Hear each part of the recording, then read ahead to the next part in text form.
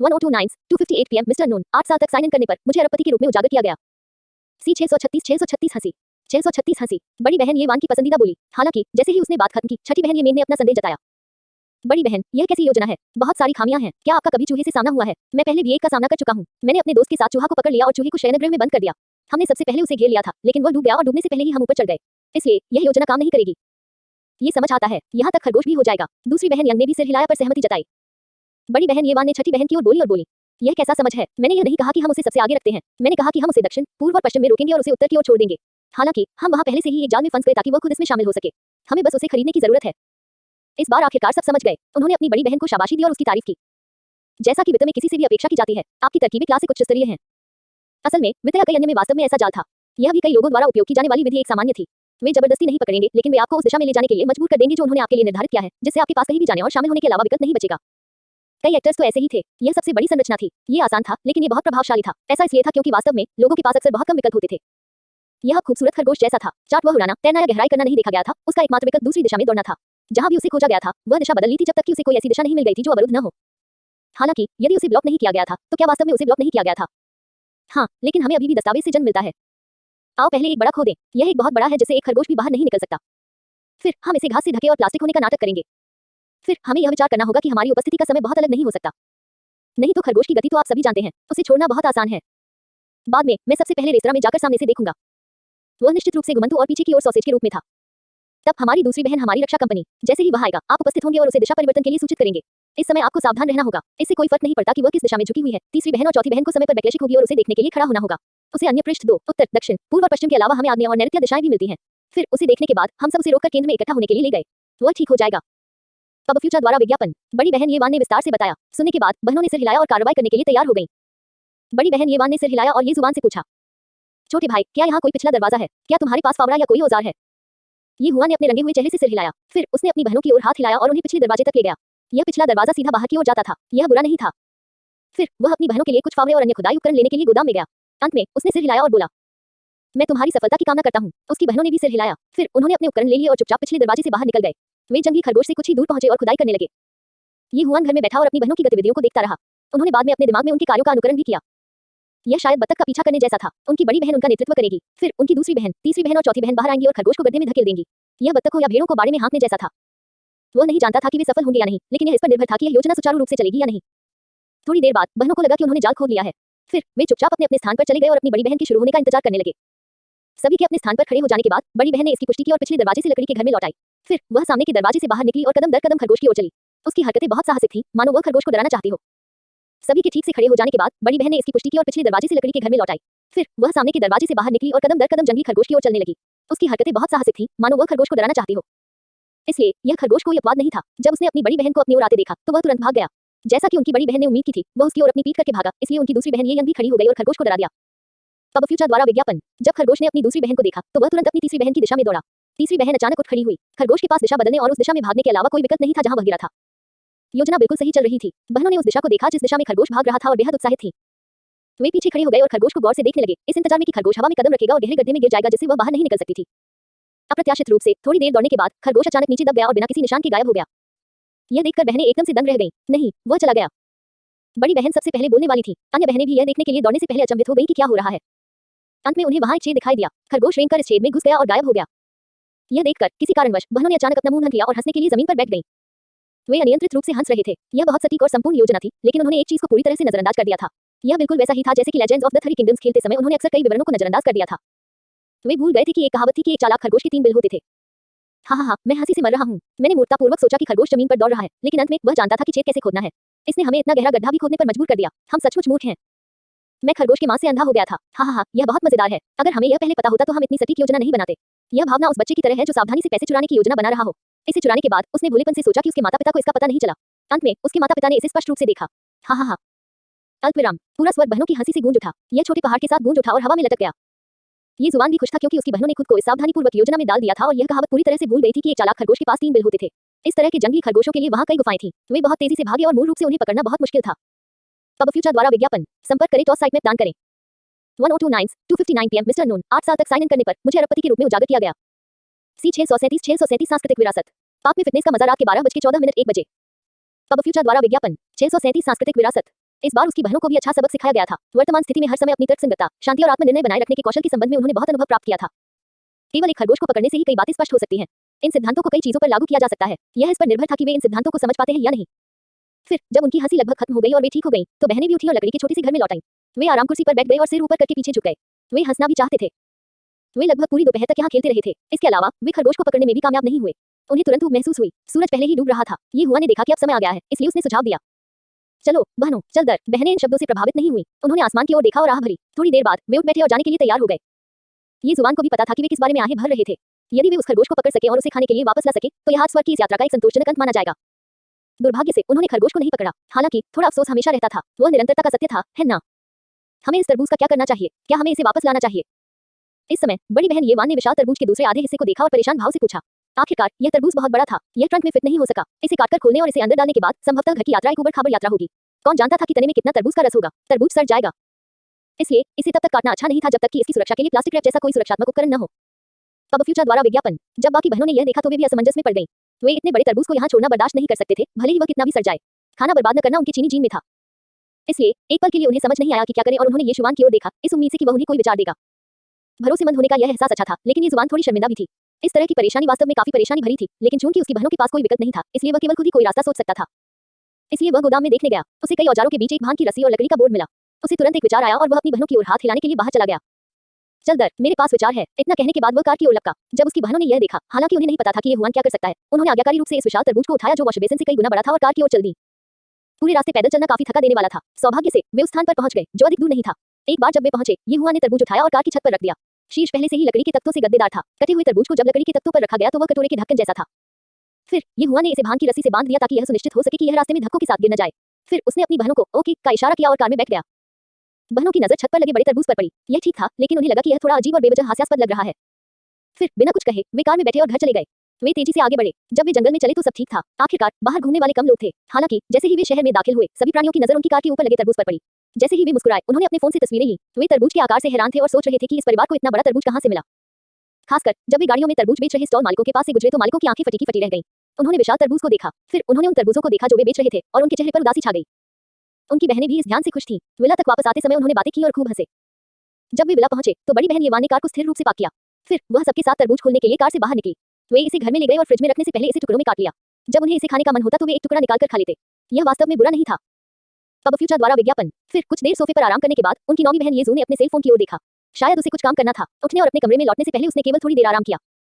कमरा सुगंधित, साफ सुथरा था। हर जगह की सजावट अधिक सुंदर थी। शायद यह उसके पुरातत्व कार्य के कारण था, लेकिन नौवीं बहन येजू को कम उम्र में ही इस गंभीर और सुरुचिपूर्ण एहसास से प्यार हो गया था जिसे केवल वयस्क ही पसंद करते थे।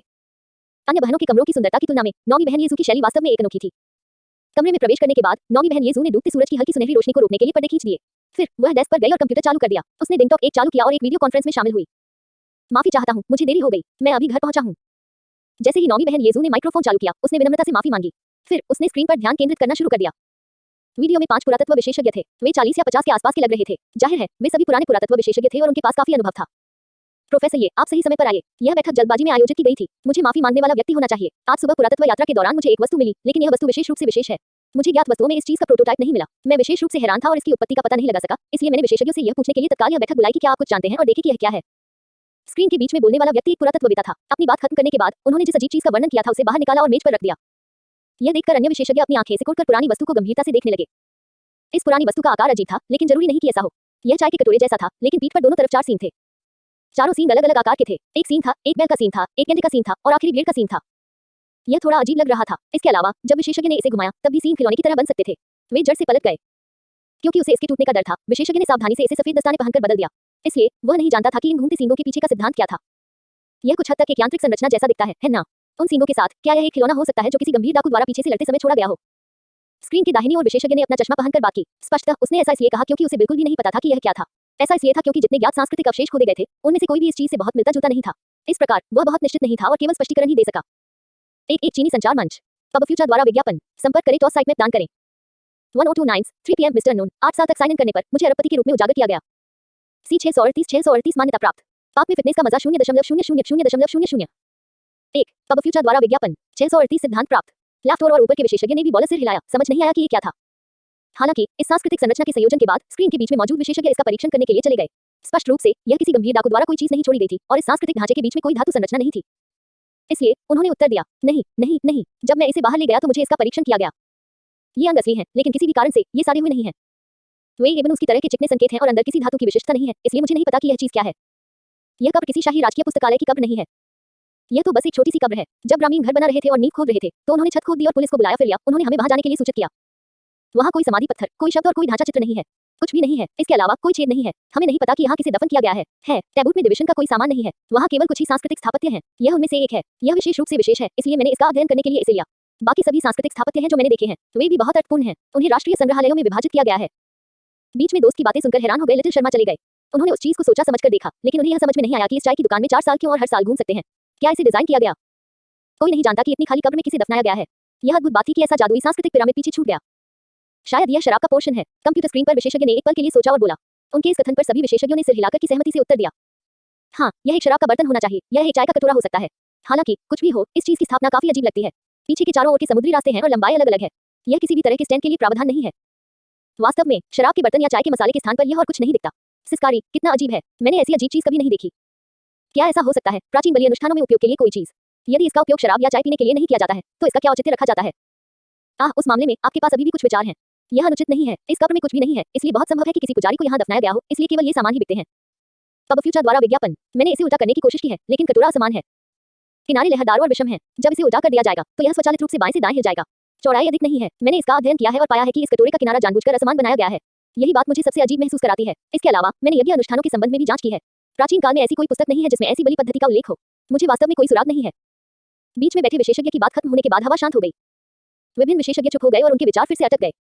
ये बात थोड़ी उलझन भरी थी। उन्होंने ऐसा पहले कभी नहीं देखा था। वे इसका अध्ययन कैसे कर सकते थे? यहाँ तक नौवीं बहन येजू भी अवाक रह गई। भले ही वह पुरातत्व में बहुत अनुभवी थी और उसके पास सभी सांस्कृतिक अवशेषों की फोटोग्राफिक स्मृति थी, फिर भी जब उसने इस सांस्कृतिक अवशेष को देखा तो वह पूरी तरह से अवाक रह गई। उसने इसे पहले कभी नहीं देखा था। विशेषज्ञ, इस कटोरे को उल्टा रख दो और मुझे देखने दो। इस कटोरे के पैटर्न बहुत अजीब लगते हैं। यह पासवर्ड या कुछ और जैसा दिखता है। चारों सीन बहुत गंदे दिखते हैं, लेकिन उनमें एक पैटर्न भी है। लंबे समय तक सोचने के बाद नौवीं बहन येजू को अभी भी कुछ विचार मिले। इससे विशेषज्ञों की आंखें चमक उठी। स्क्रीन के बीच में विशेषज्ञ ने भी उसके माथे पर हाथ मारा और बोला, मैंने ऐसा क्यों नहीं सोचा। फिर उसने कटोरे को उल्टा कर दिया, जिससे कटोरे का पिछला भाग और उसके स्वचालित हिलने का रहस्य उजागर हो गया। नौवीं बहन येजू ने अपनी आंखें सिकोड़ लीं और कटोरे को करीब से देखने के लिए अपना चश्मा लगा लिया। यह कटोरा गहरे हरे रंग का था। कटोरे में कई सफेद धब्बेदार पैटर्न थे और पीठ पर भी नक्काशी थी। हालांकि वे नक्काशी की तरह नहीं दिखते थे। जब इसे बनाया गया था तो इसे कटोरे में एकीकृत किया जाना चाहिए था। अंदर कुछ पैटर्न थे। इन पैटर्न का रंग कटोरे के रंग से अलग था। वे कुछ लाल और सुनहरे रंगों के साथ चमकीले काले भूरे रंग के थे। इस प्रकार का एकीकरण गोंद की एक बूंद डालने और उसमें कुछ फूल डालने जैसा था। यह बिल्कुल भी जगह से बाहर नहीं लग रहा था और बहुत सुंदर था। पूरा कटोरा बेहद खूबसूरत लग रहा था। पीठ पर 4 अजीब सींगों के अलावा यदि इन चारों सींगों को हटा दिया जाए तो यह कहना अतिशयोक्ति नहीं होगी कि यह कटोरा दुनिया का सबसे सुंदर चीनी मिट्टी का कटोरा था। यह सचमुच बहुत खूबसूरत था। पब फ्यूचर द्वारा विज्ञापन। वह कल्पना नहीं कर सकती थी कि प्राचीन लोगों ने इतना भव्य चीनी मिट्टी का कटोरा बनाने के लिए अपने कौशल पर कैसे भरोसा किया था। इसने बस लोगों के विश्व दृष्टिकोण को पलट दिया। कुछ देर तक पैटर्न को देखने के बाद नौवीं बहन येजू को वास्तव में कुछ पता चला। यह पैटर्न बहुत अजीब है। हालांकि एक पैटर्न है। यह पैटर्न थोड़ा थोड़ा पासवर्ड जैसा दिखता है, लेकिन यह उसके जैसा नहीं दिखता है। तसक, ये बात तो मुझे भी समझ नहीं आती। मैंने इसे पहले कभी नहीं देखा। नौवीं बहन येजू ने भी थोड़ा हार मान ली। काफी देर तक देखने के बाद भी उन्हें इस चित्र का मतलब समझ नहीं आया। पासवर्ड का अनुमान लगाना सबसे परेशानी वाली बात थी। इसके अलावा यह पैटर्न ऐसा नहीं लग रहा था कि यह किसी भी पासवर्ड का प्रतिनिधित्व करता हो। येजू की बातें हैरान कर देने वाले विशेषज्ञ ने बहुत भारी बताई। सबसे प्रसिद्ध प्रोफेसर भी इसका पता नहीं लगा सके, इसलिए वे कुछ नहीं कर सकते थे। इसलिए वे नहीं चाहते थे कि यह भी भरा और सिर हिलाया जाए। इसी समय दरवाजा अचानक खुल गया। इस जू ने पीछे मुड़कर देखा। उसका छोटा भाई येजुआन फूलों की थाली लेकर अंदर आ रहा था। ये देखकर तुरंत मुस्कुराहट और बोली, धन्यवाद छोटे भाई, आपने मुझे फलों की थाली भी दी। ये जुबान मिर्जाए और उस प्लास्टिक की ओर देखा जिसे विशेषज्ञ ने कंप्यूटर स्क्रीन के बीच में महीने पर रखा था। उसने अपनी इंसित सिकोड़ ली। उसने अपनी नौवीं बहन से यह कहा। सुना कि उसे यह बात अभी समझ में नहीं आई, इसलिए उसने स्पष्ट रूप से अनुमान लगाया कि वास्तव में कोई भी सांस्कृतिक संरचना ऐसी नहीं होगी जिसे कोई समझ न सके। ये जुबान भी उत्सुक था, इसलिए अपनी उंगली सिकोड़ लें। हालांकि वह एक नजर में ही कुछ बता सकती थी। उसने चीनी मिट्टी के बर्तनों की ओर रुख किया और अपनी नौवीं बहन को येजू की ओर देखकर मुस्कुराया। यह एक शराब का पोस्टर है। अनौपचारिक रूप से कहा गया तो जब पहली बार इसका निर्माण हुआ तो इसे शराब के पौध के रूप में बनाया गया था। इसका उपयोग जनजातियों के उच्च पदस्थ लोगों द्वारा किया जाता था। बाद में क्योंकि यह बहुत सुंदर लग रहा था, इसका उपयोग शराब रखने के लिए नहीं किया गया। इसके बजाय इसे देखने के लिए एक आभूषण के रूप में इस्तेमाल किया गया था। यह सुनकर नौवीं बहन जू ने तुरंत अपने भावों के उद्धरण दिए और आश्चर्य से ये जुबान की ओर देखा। छोटे भाई, आप यह बात क्या जानते हैं? तुमने इसे कहाँ देखा? अतीत का स्मरण एक पुस्तक में इसके बारे में साजन द्वारा पढ़ा गया है, लेकिन वहाँ केवल शब्द थे। अब जब मैंने यह चीज देखी जो बिल्कुल एक जैसी दिखती है, तो यह वही चीज होनी चाहिए। इसका मूल रूप four horned obsidian heavens eye petri dish है। एक लेखक का नोट, obsidian heavens eye tea bowl एक काल्पनिक रचना पर आधारित है। इससे कोई रिश्ता मत बनाओ। पब फ्यूचर द्वारा विज्ञापन। संपर्क करें टॉस साइट में दान करें। 1029 3 PM मिस्टर नून। 8 साल तक साइन इन करने पर मुझे अरबपति के रूप में उजागर किया गया। सी 639 बहुत कम। प्लेवलूमेट 639 बहुत कम। जब उसने ये जुबान की बातें सुनी तो नौवीं बहन येजू तुरंत चौंक गई। उसे उम्मीद नहीं थी कि उसका छोटा भाई इतना ज्ञानी होगा कि वह सब कुछ जान लेगा जो वह नहीं जानती थी, और यहाँ तक कि उसका नाम भी जानता था। यह for horned obsidian heavenly I petri dish थी, ऐसा लग रहा था। फिर नौवीं बहन येजू ने अपने ईयरफोन लगाए और विशेषज्ञों से बात की। मेरे छोटे भाई ने कहा कि यह शराब का बर्तन है। इसका उपयोग जनजाति के उच्च पदस्थ लोग पीने के लिए करते थे। बाद में क्योंकि यह बहुत सुंदर था, इसे प्रशंसा के लिए कला के एक टुकड़े के रूप में इस्तेमाल किया गया। इसका पूरा नाम 4 हॉर्न्ड ऑब्सीडियन हेवनली आई पेट्री डिश है। क्या कोई इस सांस्कृतिक अवशेष के बारे में जानता है? नौवीं बहन येजू यह देखना चाहती थी कि क्या कोई विशेषज्ञ इस सांस्कृतिक अवशेष के बारे में जानता है, लेकिन ऐसा लगता है कि उन्होंने इसके बारे में पहले कभी नहीं सुना था। उन्होंने अपना सिर हिलाया और ये जुबान ने जो कहा उस पर विश्वास नहीं किया। आखिर 7-8 साल का बच्चा क्या समझ सकता है? इसके अलावा वे सांस्कृतिक अवशेषों के बारे में क्या समझ सकते हैं? उस पर कौन विश्वास करेगा? इस समय ये हुआ ने जारी रखा। इस 4 सीन वाले ऑब्सीडियन हेवन आई पेट्री डिश का सबसे सुंदर हिस्सा इसका बाहरी हिस्सा है। इससे पहले कि वह बोलना समाप्त कर पाता, उसकी नौवीं बहन ने उसे रोक दिया। जरा ठहरिए। जैसे ही नौवीं बहन बोली, उसने अपने लैपटॉप पर ईयरफोन उतार दिया और आवाज उठाई। उसने ये जुबान से विशेषज्ञों को यह बताने के लिए कहा कि उसने क्या कहा है ताकि उसे इसे दोहराना न पड़े। वर्षों से अपने छोटे भाई के कार्यों के कारण येजू अभी भी अपने छोटे भाई पर बिना शर्त भरोसा करती थी। यहाँ तक उसने ये जुबान को एक प्रतिभाशाली व्यक्ति के रूप में माना, इसलिए उसे उस पर बिल्कुल भी संदेह नहीं था। ठीक है, अब आप बोल सकते हैं। नौवीं बहन येजू ने इशारा किया और ये जुबान ने फिर से बात की। अब फ्यूचर द्वारा विज्ञापन 4 horned obsidian heavens eye petri dish का सबसे खूबसूरत हिस्सा इसका बाहरी और आंतरिक पैटर्न है। दरअसल सबसे खूबसूरत हिस्सा इन जगहों में नहीं है। यदि यह केवल ये पैटर्न होते, तो जनजातियों के उच्च पदस्थ लोगों के लिए कला के काम के रूप में इसकी प्रशंसा करना पर्याप्त नहीं होता। ऐसा इसलिए है क्योंकि उस समय बहुत सारी खूबसूरत चीजें थीं। इसके बारे में सबसे खूबसूरत बात इसका सबसे जादुई पहलू भी है। Obsidian heavens eye petri dish को उल्टा करने के बाद चारों सीनों को घुमाएं। प्रत्येक सीन की जड़ पर एक अनोखा पैटर्न होता है। पैटर्न आपस में गुंथा हुआ और विकृत है। दरअसल यह रिवर चार्ट और लियोंशु स्क्वायर के आकार में है। यदि आप आपस में जुड़ने वाले बिंदुओं को गिनते हैं, तो यह बताएगा कि प्रत्येक हॉर्न को कितनी बार घुमाया जाना चाहिए। पहले दूसरों के हॉर्न बजाने के बारे में चिंता करने की कोई जरूरत नहीं है। प्रत्येक मोड़ के लिए एक समय सीमा है। इसे 15 मिनट में रीसेट कर दिया जाएगा। सटीक सिद्धांत पुस्तक में नहीं लिखा गया था, इसलिए मुझे यकीन नहीं है। अगर मुझे ठीक से याद है, तो भीड़ के सीन को 4 बार घुमाना चाहिए, गेंडे के सीन को 8 बार घुमाना चाहिए, सीन को 3 बार घुमाना चाहिए और बैल के सीन को 1 बार घुमाना चाहिए। वैसे इसे चालू करने से पहले लाइट बंद कर दें, आप इसकी खूबसूरती देख पाएंगे। इस बिंदु पर ये जुबान अंततः रुक गई। विशेषज्ञों को पहले तो उस पर विश्वास नहीं हुआ, लेकिन जब उन्होंने ये जुबान का पेशेवर लहजा सुना, तो वे उस पर विश्वास किए बिना नहीं रह सके। उन्होंने रिवर चार्ट और लियोंशु स्क्वायर के साथ अंत में संख्याओं के बारे में सुना। सभी विशेषज्ञ दंग रह गए। उन्हें उम्मीद नहीं थी कि 7 या 8 साल का बच्चा इतना कुछ जान सकेगा। यहाँ तक वह रिवर चार्ट और लियोंशु स्क्वायर के बारे में भी जानता था। इसके अलावा वह इस कटोरे का रहस्य भी जानता था। बीच में मौजूद प्रोफेसर ने संकोच नहीं किया और तुरंत लाइट बंद करने के लिए खड़े हो गए। फिर उसने ये हुआन के निर्देशों के अनुसार चारों सीनों को घुमाना शुरू कर दिया। थोड़ी देर बाद हर हॉर्न बजाया गया। फिर लगभग 3 मिनट के बाद स्वचालित रूप से हिलते हुए कटोरे पर पैटर्न ने तुरंत प्रकाश उत्सर्जित किया। इसके अलावा वे पैटर्न भी हर जगह बदल रहे थे। यह एक आकाशगंगा की तरह दिखता था। यह सचमुच बहुत सुंदर था। विशेषज्ञ और नौवीं बहन येजू तब दंग रह गए जब उन्होंने देखा कि ये जुबान की बातें सत्यापित थीं। उन्हें उम्मीद नहीं थी कि ये जुबान इस कटोरे के रहस्य को इतनी अच्छी तरह से समझ पाएगी। ऐसा लगता था मानो वह उसी युग का हो, मानो वह अक्सर इस चीज के साथ खेलता हो। यहाँ तक लियोंशु स्क्वायर द्वारा प्रदान किया गया पासवर्ड भी ये हुआ ने पूरी तरह से समझ लिया था। यह तो बस एक विलक्षण प्रतिभा थी। अब फ्यूचर द्वारा विज्ञापन। विशेषज्ञ पूरी तरह से अवाक रह गए। उन्होंने कैमरे के माध्यम से ये जुबान को ऐसे देखा जैसे वे किसी देवता को श्रद्धा से देख रहे हों। आखिरकार इस तरह की चीज सचमुच बहुत अजीब थी। सभी लोग इतने प्रसिद्ध और ज्ञानी थे, परंतु उन्हें एक कटोरा भी समझ नहीं आता था। इसके अलावा वह 7 या 8 साल का बच्चा था। वह एक नजर में बता सकता था कि यह क्या था और उसने सारे रहस्य भी उजागर कर दिए। यह कैसा व्यक्ति था? विशेषज्ञ यह महसूस किए बिना नहीं रह सके कि सबसे जादुई चीज यह कटोरा नहीं, बल्कि यह बच्चा था। छोटे भाई, तुम बहुत अद्भुत हो। आपने पासवर्ड भी समझ लिया। नौवीं बहन येजू ने ये जुबान को आश्चर्य से देखा। वह विशेष रूप से हैरान थी। यह ऐसा था मानो किसी वेल ने चारा ले लिया हो, जिससे वह चौंक गई। नहीं, यह किताब में है। ये हुआन शर्म से मुस्कुराया और टूथपिक से तरबूज का एक टुकड़ा अपने मुंह में भर लिया। जब नौवीं बहन येजू ने यह सुना, तो उसने तुरंत ये जुबान की ओर अपनी आंखें घुमाई। उनके हाव भाव यही कह रहे थे। मैंने व्यर्थ ही आपकी प्रशंसा की। इस समय विशेषज्ञ भी थोड़ा शांत हो गए थे। उन सभी ने कटोरे से निकलने वाली रोशनी को देखा। शायद ऐसा इसलिए था क्योंकि अगर कटोरा उल्टा होता तो वह अपने आप हिल जाता, इसलिए ये पैटर्न ऐसे दिखते थे जैसे वे हिल सकते हैं। वे विशेष रूप से जादुई थे। इसके अलावा पैटर्न के रंग मूल रूप से हरे और सफेद थे, लेकिन अब वे वास्तव में रंगीन थे। आकाशगंगा और सितारों की तरह उनमें सभी रंग समाहित थे। विशेषज्ञों और नौवीं बहन येजू ने इस खूबसूरत दृश्य को देखा और आहें भरने से खुद को नहीं रोक सके। जब लोग दूर से तारों से भरे आकाश को देखते थे, तो उन्हें कभी-कभी ऐसा लगता था जैसे उन्हें बुलाया जा रहा है। अब नौवीं बहन येजू को महसूस हो रहा था कि सितारे उसे बुला रहे हैं। वह एहसास विशेष रूप से कोमल और आरामदायक था, लेकिन इसमें नुकसान की एक विशेष भावना भी थी। संक्षेप में, यह उसकी आत्मा से गूंज रहा था और उसे धड़क रहा था। किताब कहती है कि संख्या और घुमाए जाने वाले सीनों के अनुसार जारी किए गए दृश्य अलग-अलग होते हैं। हालांकि इसने मुझे केवल उन संख्याओं की श्रृंखला दी जिनका मैंने अभी उल्लेख किया है। मैं अन्य संयोजनों को नहीं जानता। इसका अध्ययन किया जा सकता है। इसका अध्ययन करना बहुत मूल्यवान है। इस समय ये हुआ ने एक और वाक्य जोड़ा। इस वाक्य ने तुरंत विशेषज्ञों और नौवीं बहन येजू को चौंका दिया। उन्होंने मूल रूप से सोचा कि यही एकमात्र रास्ता था। यह पहले से ही बहुत प्रभावशाली था कि यह प्रकाश उत्सर्जित करने और घूमने में सक्षम था। उन्हें यह उम्मीद नहीं थी कि दृश्य बनाने के अन्य तरीके भी होंगे। यह चीज किसने बनाई? यह जानना था कि इस चीज में किसी बिजली, धातु या आधुनिक सामग्री का उपयोग नहीं किया गया है। यह स्वाभाविक रूप से चमकता था। इसके अलावा यह एक रात के मोती की तरह दिखता था जो कभी नहीं सूखता था और हमेशा चमकता रहता था। ऐसा लगता था कि यह किसी ऐसे पदार्थ से बना है जो चमक सकता है, लेकिन रात में इसका विस्तार हो गया था। इसे स्वचालित रूप से हिलने के लिए उत्कृष्ट रूप से डिजाइन किया गया था, जिससे ऐसा लगता था कि यह हर जगह बदल सकता है और पैटर्न हिल सकता है। इतनी शक्तिशाली चीज बनाने में सक्षम यह व्यक्ति कितना प्रभावशाली था। इसके अलावा यह हस्तनिर्मित भी था। इतिहास में कितने लोग ऐसी जादुई चीज बना सकते हैं? ऐसे बहुत कम लोग थे। अब फ्यूचर द्वारा विज्ञापन। संपर्क करें टॉस साइट में दान करें। 1029 PM मिस्टर नून। 8 साल तक साइन इन करने पर मुझे अरबपति के रूप में उजागर किया गया। C 640 मॉन 640 मॉन। हालांकि इसे मानव जगत में एक चमत्कार ही कहा जा सकता है। आधुनिक मानकों के साथ यह कल्पना करना वाकई मुश्किल था कि इसे कैसे बनाया गया था। यह सचमुच हास्यास्पद था। यह सोचकर नौवीं बहन येजू भावनाओं से भर गई। अपनी लगातार पुरातत्व यात्राओं के कारण वह प्राचीन लोगों की बुद्धिमत्ता से हमेशा आश्चर्यचकित रहती थी। अब जब उसने 4 horned obsidian heavens eye petri dish देखी, तो उसका विश्व दृष्टिकोण पूरी तरह से ताजा हो गया। बकवास बुद्धि क्या थी? यह बकवास ज्ञान था। वह सही में अद्भुत है। मैंने कभी नहीं सोचा था कि मैं इतना भाग्यशाली होऊंगा कि मुझे ऐसी जादुई कलाकृति देखने को मिलेगी। उसकी नौवीं बहन येजू आहें भरने के अलावा कुछ नहीं कर सकी। उसने 4 horned obsidian heavens eye petri dish को देखा जो बहती हुई रोशनी उत्सर्जित कर रही थी और बेहद चौंक गई। हालांकि इस समय उसे अचानक एक समस्या का एहसास हुआ। वह अचानक मुड़ी और ये जुबान की ओर देखा। छोटे भाई, क्या आपको लगता है कि यह four horn obsidian heavenside petri dish जनजाति के उच्च पदस्थ लोगों के लिए है? यह कौन सी जनजाति है? इतिहास में बहुत सारी जनजातियां थीं। नौवीं बहन येज़ू भी यह समझना चाहती थी कि यह जनजाति किस राजवंश से थी और वे कहां से थे ताकि वह उनकी संस्कृति का अध्ययन कर सके। हालांकि ये हुआन के जवाब ने उसे बर्फ की गुफा में गिरा दिया। यह और कौन सी जनजाति हो सकती है? जनजातियों की बात करें तो यह केवल पीले सम्राट और अन्य राजवंशों की जनजाति हो सकती है जो ज़िया राजवंश से पहले अस्तित्व में थी। जैसे ही उन्होंने यह कहा, न केवल नौवीं बहन येज़ू की पुतलियां सिकुड़ गईं, बल्कि विशेषज्ञों का दिल डूब गया। पीला सम्राट चीन के इतिहास की शुरुआत थी। वो यानहुआन जनजाति के वंशजों के पूर्वज थे। वह किस जनजाति से था? उनके कबीले को अस्तित्व में आए कितने साल हो गए थे? यह सत्यापित करने के लिए बहुत अधिक जानकारी नहीं थी कि four horn obsidian heavenside petri dish को क्यों छोड़ा गया था। इसके अलावा हजारों साल हो गए, लेकिन क्षय के कोई संकेत नहीं थे। यह इतना नया क्यों लग रहा था?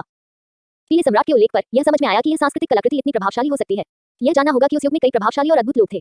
सिंचिन, जिसका सिर काट दिया गया था और उसका पेट उसके चेहरे में बदल गया था, साथ ही यंगलॉन, जो पीले सम्राट का मंत्री था, और अन्य अमर सभी उस युग से थे। अब तक इन्हें केवल कहानियां ही समझा जाता था। आखिरकार पीछे बहुत कम इतिहास बचा था। इसे सत्यापित करना बहुत कठिन था। अब फ्यूचर द्वारा विज्ञापन। यदि ऐसा मामला था, तो इस छोटे बच्चे ने वो पुस्तक कहां देखी जिसमें four horn obsidian heavenside petri dish दर्ज थी? यही सोचकर विशेषज्ञों ने उनसे पूछा, छोटे बच्चे, तुमने कहा था कि यह यानहुआन जनजाति के युग का है। आपने वो पुस्तक कहां देखी जिसमें यह जानकारी दर्ज थी? ये जुबान जानता था कि वे उत्सुक होंगे, इसलिए वह मुस्कुराया और बोला, क्या पीले सम्राट और हुआन डी यिनफुजिन का गूढ़ धर्म पारित नहीं हुआ है? मैंने इसे एक अजीब किताब में भी देखा। मैंने इसे पिछले दिनों एक स्ट्रीट स्टॉल पर देखा था। मैंने वो किताब नहीं खरीदी। मैंने अभी देख लिया। देखने में कुछ भी अच्छा नहीं है। मैंने केवल यह 4 सीन वाला ऑब्सीडियन हेवनली आई पेट्री डिश देखा है। यह सुनकर सभी विशेषज्ञ नर्म पड़ गए। नौवीं बहन येज़ू भी नर्म हो गई, मानो कोई तार टूट गया हो। यह किताब बिल्कुल एक अजीब किताब थी। ऐसा लगता है कि इसमें यानहुआन जनजाति के बारे में बहुत सी बातें दर्ज हैं। दुर्भाग्य से ये जुबान ने इसे नहीं खरीदा। कौन जानता था कि वह पुस्तक कहां प्रसारित होगी? यह सोचते ही विशेषज्ञों और नौवीं बहन येज़ू ने सारी प्रेरणा खो दी। सौभाग्य से वे एक जादुई four horn obsidian heavenside petri dish वापस ले गए थे। यदि वे इसका ध्यानपूर्वक अध्ययन करें, तो वे उस समय के कुछ रहस्यों का पता लगाने में सक्षम हो सकते हैं। इसलिए विशेषज्ञों ने थोड़ा उत्साह बढ़ाया और वीडियो बंद करने से पहले नौवीं बहन येज़ू को अलविदा कहा। आपातकालीन बैठक इसी क्षण आधिकारिक रूप से समाप्त हो गई। नौवीं बहन येज़ू अपनी कुर्सी पर पीछे झुक गई और राहत की सांस ली। आज उसे कुछ ज्यादा ही सदमा लगा था। उसे उम्मीद नहीं थी कि एक छोटी सी आपातकालीन बैठक में विस्फोट हो जाएगा। इससे वह उत्साहित भी हुई और निराश भी। सौभाग्य से उसे बहुत कुछ हासिल हुआ था। थोड़ी देर आराम करने के बाद वह खड़ी हुई और ये जुबान की ओर देखा। छोटे भाई, चूंकि आप बहुत सारे सांस्कृतिक अवशेषों और प्राचीन वस्तुओं को जानते हैं, क्या आप कल मेरे साथ पुरातात्विक अनुसंधान संस्थान में जा सकते हैं? ऐसी कई चीजें हैं जिनका मूल्यांकन करने की आवश्यकता है। उन्हें उत्तर देने में मेरी सहायता करें। ये हुआ ने इसके बारे में सोचा। वैसे भी उसके पास कल करने के लिए कुछ नहीं था, इसलिए उसने सिर हिलाया और बोला, ठीक है, लेकिन मैं सब कुछ नहीं जानता। यह ठीक है, यह ठीक है। छोटे भाई, तुम सबसे अच्छे हो। अब फ्यूचर द्वारा विज्ञापन। नौवीं बहन येज़ू ने खुशी से ये जुबान को उठाया और उसे चारों ओर घुमाया। वह स्पष्ट रूप से उत्साहित थी। आखिरकार पुरातत्व शोधकर्ताओं के लिए प्रत्येक सांस्कृतिक अवशेष की उत्पत्ति का पता लगाना सबसे महत्वपूर्ण बात थी। पुरातत्व ने भी ये काम किए। उन्होंने उस समय राजवंश पर नजर रखने के लिए अपने पूर्वजों द्वारा छोड़ी गई चीजों का उपयोग किया था। उन सांस्कृतिक अवशेषों को देखना हजारों साल पहले स्थानांतरित होने जैसा था। उस राजवंश में वे संगीत सुनते थे और नृत्य देखते थे। उन्होंने अतीत के पूर्वजों का सामना किया। उन्होंने इस समय की सुंदरता और उस युग के स्वर्ण युग के बारे में बात की। वह बहुत ही मर्मस्पर्शी और बहुत खुशी देने वाली बात थी। केवल वही लोग जिन्होंने पुरातत्व से संपर्क किया है उस प्रकार की सुंदरता को समझ सकते हैं। अल्पविराम। अगले दिन सुबह सुबह नौवीं बहन येज़ू ये जुबान के घर आए और उसे उठाया। ये हुआन अभी भी थोड़ी नींद में थी। बाहर अभी सवेरा ही हुआ था। जब वह उठा और उसने देखा कि यह उसकी नौवीं बहन है, तो वह अवाक होकर बोला, नौवीं बहन, क्या समय हुआ है? हे तुम इतनी जल्दी क्यों उठ गए? जल्दी करो छोटे भाई, मैं अब और इंतजार नहीं कर सकता। नाश्ता तैयार है, आओ और जल्दी से खाओ। हम खाना खाकर चलेंगे। नौवीं बहन येज़ू के बोलने के बाद उसने ये जुबान को कुछ बार और हिलाया और यह पुष्टि करने के बाद कि ये जुबान जाग गई है, बाहर चली गई। ये जुबान असहाय था, लेकिन उसके पास कोई विकल्प नहीं था। सौभाग्य से वह जल्दी सो गया और अब ठीक महसूस कर रहा है।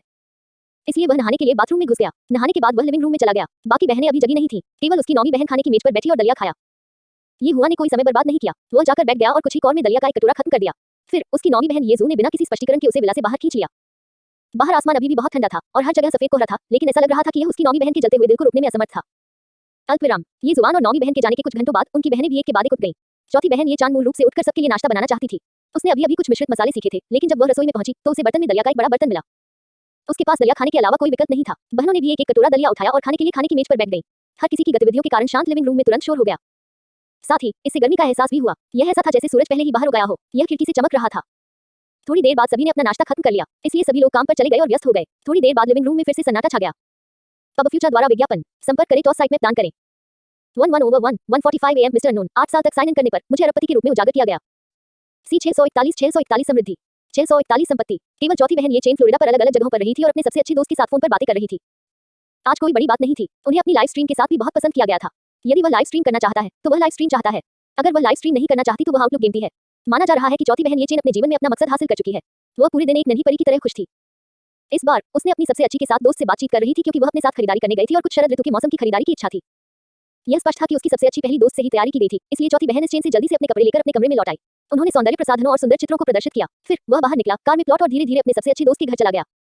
जगह तक पहुंचने में देर नहीं लगी। यह पहले से ही व्यस्त समय था। सड़क पर निचली भीड़-भाड़ थी, लेकिन कोई फर्क नहीं पड़ा। स्क्रीनशॉट पहले से ही खुला था। इस समय डेमोंटल वास्तव में उनके लिए खरीदारी करने के लिए उपयुक्त था। चौथी बहन ये चेन की सबसे अच्छी दोस्त पहले से ही सड़क के किनारे इंतजार कर रही थी। जब उसने देखा कि कार आ रही है तो वह तुरंत दौड़कर कार में बैठ गया। जैसे ही चौथी बहन ने ये चेन देखी, बोली, अरे मुझे बहुत ठंड लग रही है, यह शापित मौसम है, सुबह बहुत ठंड है, क्या आप मुझे खरीदारी के लिए नहीं ला सकते? मैं अभी तक जगा भी नहीं हूँ। मैं तो अभी तक जागा भी नहीं हूँ। तुम्हें उतनी जल्दी हो सके खरीदारी के लिए जाना होगा। तुमने कहा था कि रात को जल्दी मत सो। सुबह का मौसम बहुत आरामदायक है, ऐसे दिन खेलना बहुत खुशी की बात है। यह 2 में जाने से कहीं अधिक आरामदायक है। चौथी बहन ये चांद ने तुरंत उत्तर दिया। उसी समय वो व्हीलचेयर व्हील कुल्हाड़ा और मुख्य सड़क पर चला गया। जब उसकी सबसे अच्छी दोस्त ने यह बात सुनी तो उसने चौथी बहन ये चेन की ओर रुख किया और शिकायत की। मैं अपने व्याख्यानों पर बहुत देर से काम कर रहा हूँ, मैं सारा दिन बहुत व्यस्त रहता हूँ, मैं अभी जल्दी सोना चाहता हूँ। कभी कभी मुझसे इंसाना की समस्या भी हो जाती है। मैं आपकी तरह स्वतंत्र और खुश नहीं हूँ। एक बड़ा बदलाव। जब आप ऐसा कहते हैं तो आपकी पीठ दर्द क्या होता है? मेरी प्रेरणा अच्छी है और अधिक मैं खड़ा होता हूँ और बोलता हूँ और अधिक मैं खड़ा होता हूँ और अधिक उत्सुकता रखता हूँ।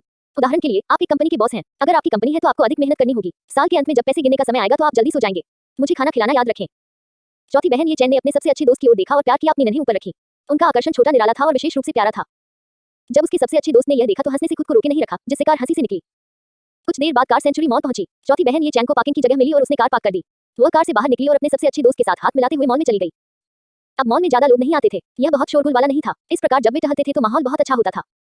अब फ्यूचर द्वारा विज्ञापन। वे दोनों सीधे शीर्ष मंजिल पर विलासिता के सामान के स्तर पर चले गए।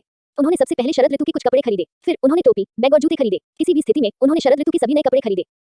उन्हें खरीदने के बाद वे शरद ऋतु के मौसम के लिए कुछ नए डिजाइन और साथ ही नए इत्र खरीदने के लिए सौंदर्य प्रसाधन की दुकान, चैनल आदि पर गए। उन्होंने खरीदारी में अपेक्षाकृत लंबा समय बिताया। सब कुछ खरीदने के बाद उन्होंने गणना की कि उन्होंने लगभग 3 मिलियन युआन खर्च किए हैं। उन दोनों के लिए ये कोई बड़ी बात नहीं थी। लगभग दोपहर हो गई थी। उन्होंने खरीदारी की और अपनी जरूरत की हर चीज खरीदी। फिर चौथी बहन ये चैन और उसकी सबसे अच्छी दोस्त कार में लौट आई और अपना सामान नीचे रख दिया। उन्होंने पूरी ट्रंक और पिछली सीट भर दी। यह सचमुच डरावना था। फिर उन्होंने कार को मुख्य सड़क पर चला दिया और धीरे धीरे सभी की नजरों से ओझल होते हुए सेंचुरी मॉल से दूर चले गए। रास्ते में चौथी बहन ये चैन ने अपने सेल फोन पर नजर डाली और अपने सबसे अच्छी दोस्त से पूछने के लिए मुड़ी, क्या खाए? आप क्या खाना चाहते हो? जो कुछ भी। मुझे ऐसा महसूस हो रहा है कि मुझे खाने से उबकाई आ रही है। मुझे आश्चर्य है कि मैं क्या खाना चाहता हूँ। क्या आपके पास कोई सिफारिश है? उसकी सबसे अच्छी दोस्त ने जवाब दिया और कॉबी एक खोलने के लिए अपना फोन निकाला, यह देखने के लिए कि अंदर कोई अच्छी दुकानें हैं या नहीं। चौथी बहन ये चांद ने एक पल के लिए सोचा और सिर हिलाया। तो फिर चलिए हॉटपॉट खाते हैं, यह स्वादिष्ट है ना? आइए सुअर के दिमाग और बसायुक्त गोमांस खाने के लिए जियो लॉन्ग कान चलें। वे बुरे नहीं हैं। यह सही है, मैं हॉटपॉट खाने के बारे में भूल गया। मैं हर दिन केवल कुछ चावल खाता हूँ, मैं बहुत व्यस्त हूँ। उसकी सबसे अच्छी दोस्त ने आह भरी और आह भरी कि यह उसके लिए कितना कठिन था। आखिरकार एक कंपनी के बॉस के रूप में, हालांकि कंपनी बड़ी नहीं थी और केवल 20 से 30 लोग थे, फिर भी उसका व्यवसाय बहुत था। विभिन्न चीजों से निपटना वास्तव में परेशानी भरा था। हालांकि चौथी बहन ये चैन के पास एक अच्छा विचार था। एक सहायक ढूंढो। अगर आप सब कुछ अकेले ही खत्म करेंगे तो यह निश्चित रूप से थका देने वाला होगा।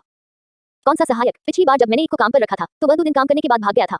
करने को बहुत सारी चीजें हैं। मेरी कंपनी दूसरों की तरह नहीं है। कई प्रक्रियाएं बहुत कष्टकारी हैं। यह सरल है लेकिन यह जटिल है। कोई भी ऐसा करने को तैयार नहीं है। इसका मुख्य कारण यह है कि कंपनी अभी बहुत छोटी है। बहुत अधिक वेतन देना उचित नहीं है। हालांकि मैं ऐसा चाहता हूँ, मुझे डर है कि वे मुझ पर विश्वास नहीं करेंगे।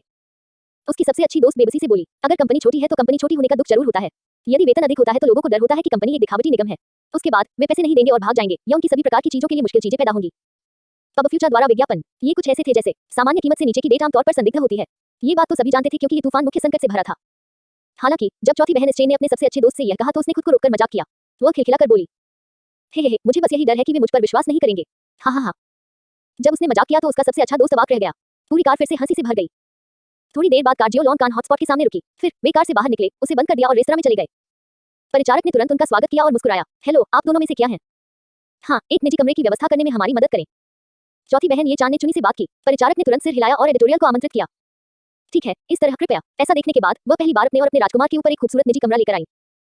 फिर उन्होंने क्यूआर कोड की ओर रुख किया और तस्वीरें खींची। क्यूआर कोड ऑर्डर को यहाँ स्कैन करें। अगर आपको किसी चीज की सजावट हो तो आप हमें कॉल कर सकते हैं। वहाँ पर एक बटन है, कृपया आनंद करो। चौथी बहन ये चांद ने कॉल बटन की ओर देखा और सिर हिलाया। उसने अटेंडेंट को धन्यवाद दिया और कोड स्कैन करने के लिए अपना फोन मिलाया। फिर वह अपने सबसे अच्छे दोस्त के साथ चर्चा करने लगी कि क्या खाना चाहिए। सूरज पहले ही अपने लाभ बिंदु पर उगाया था और 2 हो गई थी। हालांकि बाहर अभी भी बहुत पड़ा हुआ था। लोग बढ़ रहे थे और शहर की समृद्धि बढ़ रही थी। किसी का पेट भर सकते हैं पैसे, समस्याएं हल कर सकते हैं और किसी की जान बचा सकते हैं। यही लोगों का एकमात्र लक्ष्य और जीवन को बेहतर बनाना का सत्य था। इसलिए ऐसा करने के लिए इतना डरावना नहीं था। जब तक वे प्रारंभिक लक्ष्य तक नहीं पहुंच पाते, यह अच्छा रहेगा। समय तेजी से चला गया। थोड़ी देर बाद चौथी बहन ने ये चांद और उसकी सबसे अच्छी दोस्त ने हॉटपॉट खा लिया। इन दोनों ने बहुत सारा मसाला खाना नहीं खाया, लेकिन लाल तेल और ज्यादा गर्मी के कारण उनके मुंह लाल हो गए थे। वे बहुत लग रहे थे। फिर उन्होंने अपना मुखपृष्ठ, रेस्तरां बिल का भुगतान किया और रेस्तरां से बाहर चले गए। यह हॉटपॉट भोजन बहुत महंगा था। उन दोनों ने केवल कुछ 100 युआन खर्च किए, जो कि सबसे कम कीमत थी जो वे खर्च कर सकते थे। एक चीनी पूंजीवादी ऐप। अब फ्यूचर द्वारा विज्ञापन। संपर्क करें, टॉस साइट में दान करें। 11/1 1:46 AM मिस्टर नून। 8 साल तक साइन इन करने पर मुझे अरबपति के रूप में उजागर किया गया। C 642 अत्यंत स्तब्ध। केला अतना विज्ञापन 642 अत्यंत स्तब्ध। जाने के बाद इस चांद ने आकाश में चिलचिलाती धूप को देखा जो कि पुरातन से ढका हुआ था और 2 की धीमी हवा थी।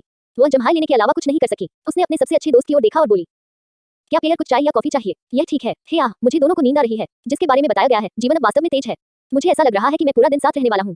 मैं यह और वह कर रहा है। यह कोई खास बात नहीं है। मैं बस एक बहुत ही आरामदायक जीवन चाहता हूँ। काश मैं जंगल में एकांत में रह पाता हूँ। कुछ समय के लिए पहाड़ों में कितना अच्छा लगेगा।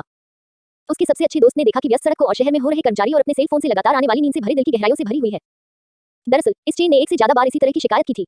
जब से उनकी सबसे अच्छी दोस्त की कंपनी सामान्य रूप से तेजी से बढ़ी और वार्षिक लाभ बहुत उद्देश्यपूर्ण था, उन्होंने सबसे पहले अपने सूर्य का उल्लेख किया था।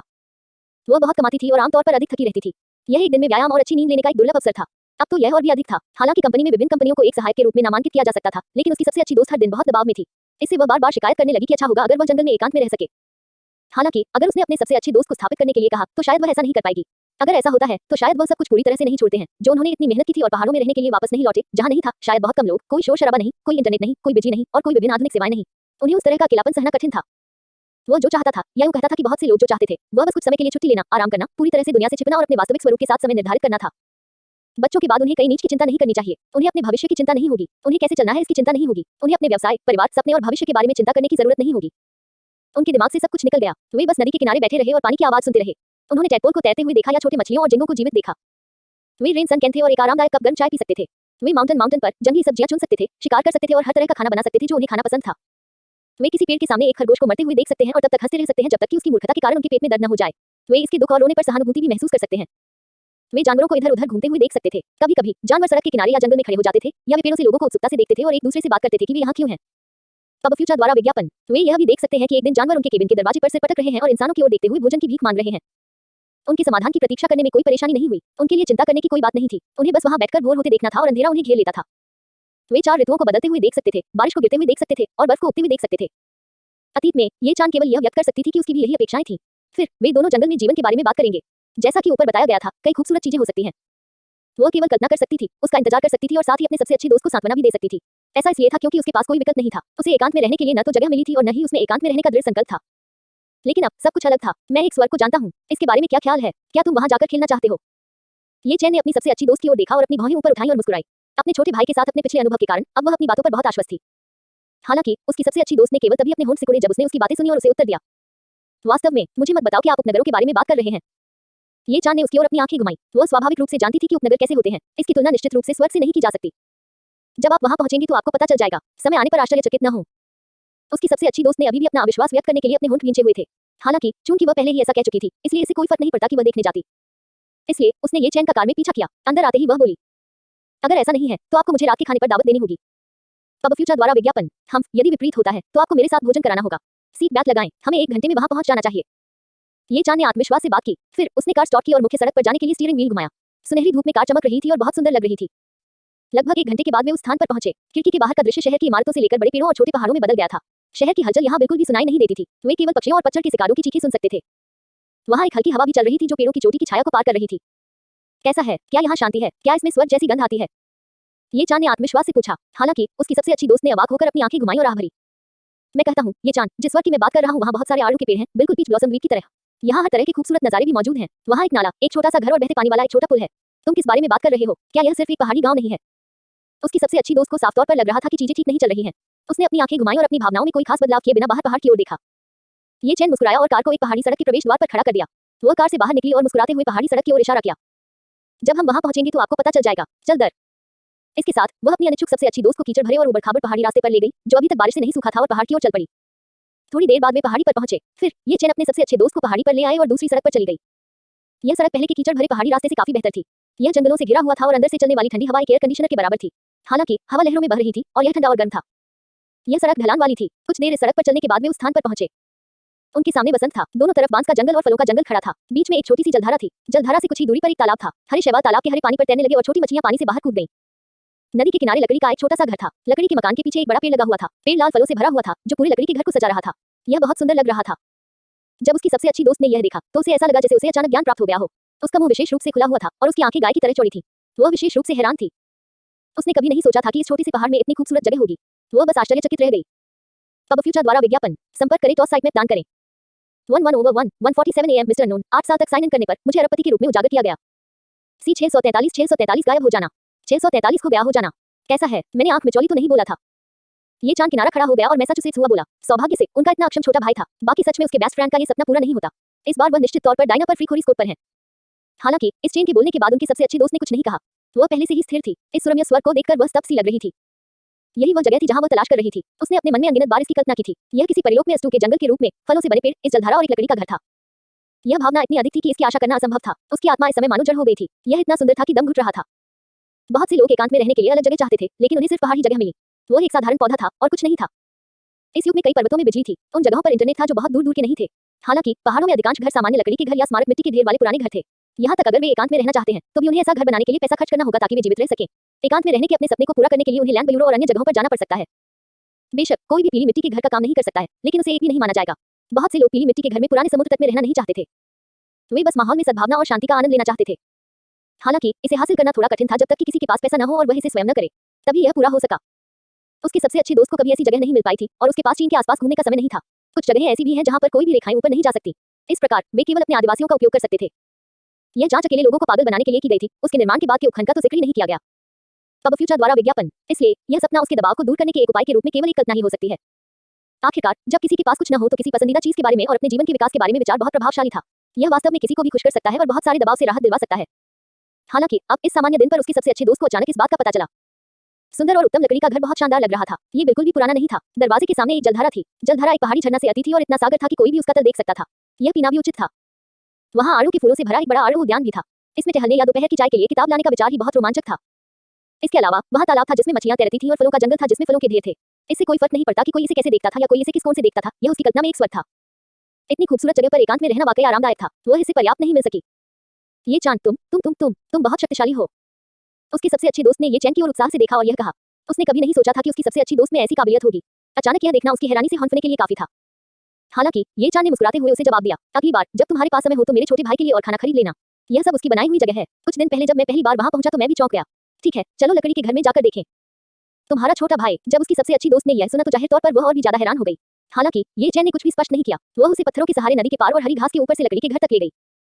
अब फ्यूचर द्वारा विज्ञापन, उसकी सबसे अच्छी दोस्त के चेहरे पर मुस्कान थी। ऐसा लगता था मानो हर बार जब वह यहाँ सांस लेती थी, हर बार जब वह पानी के बहने की आवाज सुनती थी और हर बार जब वह उछलते हुए मेढक के आकाश में उड़ते किसी पक्षी को देखती थी तो उसे बेहद आरामदायक महसूस होता था। अल्पविराम। इस बीच पुरातत्व अनुसंधान संस्थान में नौवीं बहन ये जुबान का हाथ पकड़कर उसे एक कार्यालय में ले जा रही थी। फिर उसने अपनी घड़ी पर समय देखा और ये जुबान की ओर मुड़ी। छोटे भाई, मैं थोड़ी देर के लिए वहां जाऊंगा, यही मेरा इंतजार करो, मैं बाद में वापस आऊंगा, इधर उधर मत भागो। ये जुबान ने सिर हिलाया और अपनी नौवीं बहन को कार्यालय में आते देखा। आसपास लोग आ जा रहे थे। उनमें से अधिकतर शोधकर्ता थे, उच्च स्तरीय प्रशिक्षक और विशेषज्ञ प्रोफेसर सभी अपने अपने क्षेत्रों में थे। वे या तो अपने कार्यालयों या अनुसंधान प्रयोगशालाओं में थे, इसलिए ये जुबान ने उन्हें नहीं देखा। यह ज्ञात था कि उसकी नौवीं बहन कहाँ गई, लेकिन ये जुबान के पास करने के लिए कुछ नहीं था, इसलिए उसने चारों ओर देखा। इस शोध संस्थान का इंटीरियर काफी साधारण था। प्रवेश द्वार से चलने के बाद बीच में एक मूर्ति भी थी। ऐसा कहा जाता था कि वह एक समय पुरातत्व जगत की एक प्रसिद्ध हस्ती थे, लेकिन उनका निधन हो गया था। उन्होंने अपने अधीन अनगिनत सांस्कृतिक अवशेषों का मूल्यांकन किया था। उनमें से कई ने चीन के इतिहास की प्रामाणिकता साबित की। यह अग्रणी विद्वान के कारण भी था कि विदेशियों ने चीन को एक अलग दृष्टि से देखा और चीन के इतिहास को स्वीकार करना शुरू कर दिया। ऐसा कहा गया था कि पुरातत्व यात्रा के दौरान इस प्रमुख विद्वान के साथ कुछ अजीब हुआ था। हालांकि यह सच है या नहीं, यह किसी को नहीं पता और न ही कुछ सामने आया। उन्होंने इसे एक कहानी की तरह लिया। ये हुआ ने पुरातत्व जगत को देखा और आह भरी। चीन के पास हमेशा ये नायक और महान लोग थे, यही कारण है कि यह हमेशा बेहतर स्तर तक विकसित हुआ था। इन नायकों और महान लोगों के बिना यदि हर कोई केवल पैसा कमाना और आनंद लेना चाहता तो चीन का अस्तित्व बहुत पहले ही समाप्त हो गया होता। वह विघटित होकर इतिहास से लुप्त हो गया होगा। दुर्भाग्य से चीन अभी तक उस स्तर तक नहीं पहुंचा था। पीढ़ी दर पीढ़ी ऐसे बहुत से लोग थे जिनकी हड्डियों के नीचे से चीन को पुनर्जीवित करने के जीन मौजूद थे। उन्होंने महिमा या लाभ की तलाश नहीं की, वे केवल यही चाहते थे कि चीन खड़ा हो और पूरी चीनी जाति को खड़ा होने दे। वे चाहते थे कि पश्चिमी लोग देखें कि चीन किस प्रकार का देश है और पश्चिमी लोग यह देखें कि चीनी राष्ट्र की भावना ने चीन को अंतर्राष्ट्रीय स्तर पर एक निश्चित दर्जा दिया है। शीर्ष 5 देशों के लिए आरक्षित सीटों में उनका स्थान होगा। वे बैठ सकते थे, लेकिन वे खड़े नहीं होंगे या बैठेंगे नहीं। ऐसा इसलिए था क्योंकि चीन में इतने सारे नायक और महान लोग थे कि पूरी चीनी जाति ने घुटने नहीं टेके। वे खड़े होकर चीनी राष्ट्रगान गा सकते थे। वे अपनी पीठ सीधी कर सकते थे और गर्व से दुनिया भर में देख सकते थे। वे अब दूसरों द्वारा नियंत्रित नहीं थे, दूसरों द्वारा धमकाए नहीं गए थे या उन खलनायकों द्वारा शोषित नहीं थे। उन्हें आजादी और बेहतर जीवन मिल सकता था। वे अब भूखे नहीं मरेंगे। उन्होंने चीनी लोगों के लिए इस सब के लिए लड़ाई लड़ी थी। उन्होंने इसके लिए अपने जीवन, अपने खून और अंतहीन मेहनत का आदान प्रदान किया था। उन्होंने अपनी मृत्यु का उपयोग दिन रात अध्ययन करने में किया था। उन्होंने अपने जीवन का उपयोग गैसोलीन के रूप में किया था जिसे खत्म कर दिया गया था। उन्होंने गोबी रेगिस्तान में अबेकस को हिलाने के लिए अपनी उंगलियों का इस्तेमाल किया था। इसे पौधों की कड़वाहट में देखा गया जब उन्हें खाया गया, बर्फ में जो शून्य से दर्जनों डिग्री नीचे थी, दुश्मन की अड्डा के सामने और 1.96 मिलियन लोगों के पैरों के निशान में। अब फ्यूचर द्वारा विज्ञापन, संपर्क करें टॉस साइट में दान करें। 11/1 1:48 AM मिस्टर नून। 8 साल तक साइन इन करने पर मुझे अरबपति के रूप में उजागर किया गया। C 644 पता नहीं कैसे उत्तर दूं। 644 पता कैसे उत्तर दूं। यह भी 1 में 18,040,000 कब्रें थी। जब ये जुबान को ये याद आया तो वो भावुक हो गया। जब भरते समय उसकी आंखों में एक चमक थी। उनके बिना चीन वह नहीं होता जहां वह आज है। जीवन के सभी क्षेत्रों में ये महान लोग थे। वे ऐसे ही नायक थे जिन्होंने दुनिया की सबसे पहली रक्षा करने का साहसिक कार्य किया था। वे महानतम थे। वे मूक योगदान करता थे। जैसे ही ये जुबान आहें भर रही थी, एक युवा फ्लोरेंस अचानक पीछे से आया। उनके हाथ में एक संक्षिप्त रिपोर्ट थी और उनके पास वर्कशॉप में सामान बेचने का सामान था। जब उसने ये जुबान को देखा तो वह आश्चर्यचकित हो गया, बिना नहीं रह सका। उसने अपनी अनामिका से अपना चश्मा ऊपर किया और बुदबुदाया। ये बब्बा बेकारी के बीच क्यों है? क्या फिर कोई दूसरा बच्चा है? बेकारी के पास बहुत सारी स्ट्रेंथ वाली चीजें हैं। इस बब्बा के माता पिता कहाँ हैं? वे क्या हस्तक्षेप नहीं करेंगे? इतना बुदबुदाने के बाद युवा प्लांट फ्लोरिडा में देखा। यह स्पष्ट था कि उसके साथ वैज्ञानिकों ने मजाक किया था। अब जब उसने एक बच्चे को देखा तो उसके मन में बच्चों के प्रति एक पूर्वकल्पित धारणा बन गई, जिससे शत्रुता और झुंझलाहट होने लगी। फिर वो ये हुआन की ओर चला गया और अन्य दुकानों की ओर देखा जो आ जा रहे थे। इस बच्चे को अंदर जाने दिया गया। इस बच्चे को अंदर जाने दिया गया। एवनों के लिए यह एक महत्वपूर्ण स्थान है। प्रदर्शन पर बहुत सारी दुर्लभ सांस्कृतिक इमारतें और बहुत सारी दुर्लभ जानकारी मौजूद है। अगर ये बच्चा उन्हें तोड़ दे तो क्या होगा? कौन जिम्मेदार होगा? जब अन्य इलेक्ट्रॉनिक्स ने उसे चिल्लाते हुए सुना तो उन्होंने भ्रम में युवान को देखा। इसका मतलब यह है कि वे नहीं जानते थे। जो लोग जानते हैं कि उन्हें टॉप एसोसिएट प्रोफेसर ने लाया था, उन्होंने इस युवा एसोसिएट्स को नकली कहा था जब युवान ने बात की थी। अब फ्यूचर द्वारा विज्ञापन। मैं यहाँ वस्तुओं का आकलन करने में मदद करने के लिए हूँ। मैं ट्रेलर को यूं ही नहीं छूंगा। यह देखकर हैरान रह गए जो फोटोग्राफर्स पेंटिंग वाले थे। वे लिटिल शॉक चले गए। उन सभी ने सोचा कि वह प्रोफेसर है। यह एक बच्चा या छोटा भाई था और वह उसे यहाँ अपमानित करने के लिए लेटा हुआ था। हालांकि कौन जानता था कि वह यहाँ वस्तुओं के आकलन में मदद करने के लिए आया था। यह बच्चा 7 या 8 साल का लग रहा था। वह प्रोफेसर के बारे में क्या जानता था? कलात्मक प्रतिभा पर प्रतिबंध नहीं था। प्रारंभिक रूप से कहा गया तो प्रारंभिक दौर में यह प्रतिभा पर आधारित नहीं था। किसी को भी अपने दिमाग में बहुत सारे ज्ञान की आवश्यकता होती है। बाद के चरण में किसी को अपनी उपलब्धियां निर्धारित करने के लिए प्रतिभा की आवश्यकता होगी। हालांकि भले ही ऐसे 7 या 8 साल के बच्चे के पास महानतम प्रतिभा हो, फिर भी उसे बहुत सारा ज्ञान होना चाहिए, है ना? इस उम्र में तो उसे अभी भी दूसरी या तीसरी कक्षा में होना चाहिए। उसे चीनी अक्षर सीखना बाकी था। वह मूल ज्ञान कहाँ से सीख सकते थे? हर कोई बहुत भ्रमित था और ये जुबान को असमंजस की स्थिति में देख रहा था। जब युवा संगीतकार ने यह सुना तो वह तुरंत मुस्कुराया और ये जुबान का मजाक उड़ाया। छोटे बच्चे, क्या तुमने इस वर्ष के लिए सभी चीनी अक्षर सीखना समाप्त कर लिया है? आज बुधवार है। तुम स्कूल तो नहीं गए लेकिन यहाँ खेलने आ गए। आप पुरातत्व का अध्ययन करने और वस्तुओं का मूल्यांकन करने भी आए थे। क्या आप चीन का इतिहास जानते हैं? क्या आप अब भी उन वस्तुओं का मूल्यांकन कर सकते हैं जो आपने सांस्कृतिक अवशेष देखे हैं? क्या आपको लगता है कि आप सांस्कृतिक अवशेष और इतिहास सिर्फ इसलिए जानते हैं क्योंकि आपने टेलीविजन पर एक टेराकोटा सैनिक देखा है? मैंने तुम्हारे जैसे कई बच्चे देखे हैं। ऐसे बच्चों ने एक ही चीज देखी है। थोड़ा सीखने के बाद उन्हें लगता है कि वे इसे जानते हैं। इसके अलावा वे दिखावा करने में विशेष रूप से अच्छे हैं। अपने साथियों के बीच आप दिखावा करने में सबसे अच्छे हैं। आप अनुसंधान संस्थान में आकर दिखावा करना और यह कहना भी जानते हैं कि आप वस्तुओं का मूल्यांकन करना जानते हैं। आप काफी प्रभावशाली हैं। अगर तुम्हें खेलना है तो कहीं और जाओ। जब आपके पास करने के लिए कुछ न हो तो इन महत्वपूर्ण स्थानों पर न आए। आप दूसरे लोगों के काम में देरी करेंगे। यदि आप कुछ तोड़ते हैं तो आपके माता-पिता इसे वहन करने में सक्षम नहीं होंगे। क्या तुम समझ रहे हो? इस समय युवा शोधकर्ता का चेहरा विशेष रूप से अहंकारी था। जब अन्य शोधकर्ताओं जो जानते थे कि क्या हो रहा था ने इस युवक की बातें सुनी तो उन्होंने चुपचाप उसके लिए पसीना बहाया। आखिर सबको पता था कि ये बच्चा किसके साथ आया है। यदि प्रोफेसर को यह पता होता, भले ही प्रोफेसर ये कुछ न कहते, यह युवा शोधकर्ता शायद शर्मिंदा होता। हालांकि चूंकि इसका उनसे कोई लेना देना नहीं था, इसलिए किसी ने कुछ नहीं कहा। वे अपने दस्तावेज या उपकरण ले गए और काम करने के लिए अपने कार्यालय लौट आए। युवा शोधकर्ता ने बोलना समाप्त करने के बाद दरवाजे की ओर इशारा किया और युवान को विदा कर दिया। जल्दी करो और वापस जाओ। यहाँ मत रहो। बाद में सामान टूटा तो परेशानी होगी। जल्दी करो और वापस जाओ। आप मुझे सुन रहे हैं? नहीं तो मैं तुम्हें बाहर फेंक दूंगा। अब फ्यूचर द्वारा विज्ञापन। ये जुबान ने उसकी अहंकारी अभिव्यक्ति को देखा और आह भरी। उसका व्यंग्य सुनकर उसे अभी भी थोड़ा असहज महसूस हो रहा था, लेकिन वह ऐसे व्यक्ति से बहस करने से परेशान नहीं हो सकता था। इसलिए जैसे ही वह बोलने ही वाला था, कार्यालय का दरवाजा खुल गया। उनकी नौवीं बहन येजू कल के 5 विशेषज्ञों के साथ बाहर चली गई। साथ ही वे किसी बात पर गहनता से चर्चा भी कर रहे थे। हालांकि जब उसने ये हुआन को दरवाजे के बाहर देखा तो उसने तुरंत बात करना बंद कर दिया। कल कंप्यूटर स्क्रीन के बीच में विशेषज्ञ जो 4 horned obsidian heaven side petri dish रखने वाला विशेषज्ञ था ने ये हुआन को देखा और मुस्कुराया। छोटे दोस्त, हाँ, कल आपके शब्दों ने वास्तव में हमारे क्षितिज को व्यापक बना दिया है। यदि यह आपके लिए नहीं होता तो हम वास्तव में यह नहीं जान पाते कि 4 horned obsidian heaven side petri dish को कैसे समझा जाए, भले ही हमने अपना दिमाग खूब दौड़ाया हो। यह आपके अनुस्मारक के कारण भी था कि हमने अन्य पासवर्डों का अध्ययन करना शुरू कर दिया और पूरे 4 horned obsidian heaven side petri dish के रहस्यों को उजागर करने का प्रयास किया, यह देखने के लिए कि हम और कौन से पैटर्न खोज सकते हैं। युवा विशेषज्ञ इस लड़के के बारे में बताना चाहता था और ये हुआन बाहर जाना चाहता था, लेकिन विशेषज्ञ ने उसे कहा कि सुनने के बाद वह दंग रह गया। उनका एक्सप्रेशन जारी हुआ और उनकी पुतलियां क्रिएटिव हो गईं। ऐसा महसूस हुआ कि उनका दिल मानो स्नो की गुफा में गिर गया और उनका पूरा शरीर डूब गया। उसे उम्मीद नहीं थी कि यह छोटा बच्चा सच बोलेगा। वह वास्तविक आकलन में मदद करने के लिए यहाँ क्या था? उसने ऐसा कैसे किया? जैसा कि उसका छोटा बच्चा वास्तव में सांस्कृतिक विरासत का आकलन कैसे कर सकता है? उस पुरुष ने यह कैसे किया? हालांकि अगर ऐसा नहीं होता तो विशेषज्ञ ऐसी बातें क्यों कहते हैं? इस लड़के में असल में कुछ ऐसा था जो किसी विशेषज्ञ को भी नहीं पता था। ये क्या था? ये मजाक? युवा वकील अभी भी अविश्वास में था। उसका पूरा चेहरा विचित्र हो गया था और वह आश्चर्यजनक और स्थिर लग रहा था। इस समय विशेषज्ञ की दृष्टि युवा फोटोग्राफर पर रखी, फिर ये जुबान पर। आखिरकार उसकी नजर युवा फोटोग्राफर के चेहरे पर पड़ी और उसने पूछा, तुम दोनों को क्या दिक्कत है? आप जल्दी से अपनी थीसिस पूरी तरह से क्यों नहीं कर रहे हैं और अपना होमवर्क पूरा क्यों नहीं कर रहे हैं? आप यहाँ पर क्या कर रहे हैं? फिर से दिन की देरी मत करो। ये सभी विशेषज्ञ वैज्ञानिक संस्थान में शीर्ष व्यक्ति थे, लेकिन वे प्रोफेसर नीचे थे। हालांकि इस फोटोग्राफर के विभाग में अधिक प्रोफेसर नहीं थे। नौवीं बहन येजू उनसे एक थी। बिजनेस का एक हिस्सा बिजनेसमैन या नए स्नातक थे। हालांकि पुराने जमाने के नेपोलियन भी थे जो कई वर्षों तक यहाँ रहे थे। वहाँ स्नातक छात्र और डॉक्टरेट छात्र भी थे। विशेषज्ञ की बातें और इस युवा आर्किटेक्ट की उम्र से, यह एक नया स्टूडियो है जिसने अभी स्नातक किया है। विशेषज्ञ का सवाल चौंका दिया। युवा संगीतकार अभी भी थोड़ा सा स्तब्ध था। वह हकला रहा था और समझ नहीं पा रहा था कि कैसे उत्तर दे। अब फ्यूचर द्वारा विज्ञापन। संपर्क करें टॉस साइट में दान करें। 11/1 1:48 AM मिस्टर अननोन। 8 साल तक साइन इन करने पर मुझे अरबपति के रूप में उजागर किया गया। C 645 जांच। 645 जांच। यदि सत्य और झूठ के बीच कोई विकल्प होता तो यह लोगों को हकलाने का कारण बनता। एक प्रकार का व्यक्ति ऐसा भी था जो झूठ बोलना नहीं जानता था। यदि यह अतीत में होता तो युवा शोधकर्ता ने ईमानदारी से उत्तर दिया होता, यह कहते हुए कि हुआन एक लड़का था जो चुपचाप घुस आया था और उसे डर था कि वह बहुमूल्य सांस्कृतिक अवशेषों और सूचनाओं को नष्ट कर देगा। हालांकि विशेषज्ञ की बातें सुनने के बाद वे सीधे उसकी पिछली टिप्पणियों को पलट सकते थे। जाहिर है इस छोटे बच्चे की विशेषज्ञों के बीच अच्छी स्थिति थी, इसलिए युवा शोधकर्ता ने यह नहीं सोचा कि क्या किया जाए। वह बहुत घबराया हुआ था। आखिरकार वह जानता था कि ऐसा लगता है कि उसने कुछ गलत किया है। यह स्कूल में प्रिंसिपल पिता को आवारा कहकर डांटने जैसा था। जिसने भी ऐसी चीज का सामना किया वह बर्बाद हो जाएगा। जब विशेषज्ञ ने शोधकर्ता की झिझक भरी और दोषी दृष्टि को देखा तो उसे तुरंत लगा कि कुछ गड़बड़ है। जैसे ही वह दोबारा पूछने ही वाला था, उसने ये हुआन को आह भरते हुए जवाब देते हुए सुना। वह सोचता है कि मैं एक लड़का हूं जो चोरी से अंदर आया है और वह मुझे बाहर बुलाना चाहता है ताकि मैं यहाँ कुछ भी न तोड़ूं। ये जुबान ने पहले ही इसे बहुत चतुराई से कहा था। उन्होंने यह नहीं बताया कि इस व्यक्ति ने अभी कैसे उनका मजाक उड़ाया और उन्हें कुछ सम्मान दिया। इसके अलावा अगर वह सीधे तौर पर इसका खुलासा करता तो भले ही इससे एक पल के लिए उसका गुस्सा शांत हो जाता, लेकिन बाद में दूसरों को उसकी उदारता की सीमा दिखाई देती। अपना गुस्सा निकालने और बुरा प्रभाव छोड़ने के बजाय ये जुबान ने फिर भी बाद वाला विकल्प चुना। उन्होंने युवा शोधकर्ता के लिए कुछ भावनाएं छोड़ी ताकि वह उन्हें मन ही मन धन्यवाद दे। इससे विशेषज्ञों और शोधकर्ताओं पर भी उनके बारे में अच्छा प्रभाव पड़ेगा। इसे जीत जीत की स्थिति कहा जा सकता है। इस तरह की चीज किसी स्कूल या कंपनी में होने जैसी थी। शिक्षकों, प्राचार्यों, डीन, अध्यक्षों और अध्यक्षों का सामना करते समय हालांकि किसी ने कुछ भी गलत नहीं किया है और यह कोई अन्य व्यक्ति था जिसने कुछ गलत किया है, कोई इस तथ्य पर भरोसा करेगा कि नेता दूसरे व्यक्ति के बारे में बातें बताने के लिए आसपास था। गलती करते हैं और इस अवसर का उपयोग अपना गुस्सा निकालने के लिए करते हैं। यह करने लायक सही काम है। वह सचमुच सही था। किसी ने नहीं कहा कि यह गलत बात थी या गलत फैसला था। उन्होंने बहुत सारी सही प्रक्रियाओं का पालन किया। यह करने लायक सही काम है। पब फ्यूचर द्वारा विज्ञापन। हालांकि किसी को इसे कैसे रखना चाहिए, दूसरों और नेताओं की नजर में वे वास्तव में इसका उपयोग दूसरे व्यक्ति को दंडित करने के लिए करेंगे, लेकिन इस व्यक्ति के बारे में उनकी धारणा बहुत अच्छी नहीं होगी। इस तरह की बात तो दूसरे भी कह सकते हैं, लेकिन खुद कहें तो थोड़ा अजीब लगेगा। आखिरकार दुनिया सिर्फ लड़ाई और हत्या से भरी नहीं थी। बदला लेना जरूरी नहीं था। दुनिया लोगों के तौर तरीकों से चलती थी। कभी कभी किसी को बेहतर निर्णय लेने पड़ते हैं, जैसे कि जीत वाली स्थिति चुनना। हालांकि ये हुआ ने ऐसा सोचा और वैसा ही किया। विशेषज्ञ ने फिर भी शोधकर्ता को गुस्से से देखा और चिल्लाया, मैंने तुम्हें अतीत में क्या बताया था? जो भी आता है वह मेहमान है। जब आपने लिटिल फ्रैंक ये को देखा तो आपने स्पष्ट रूप से पूछा भी नहीं और उसे भगाना चाहा। आप क्या कर रहे हो?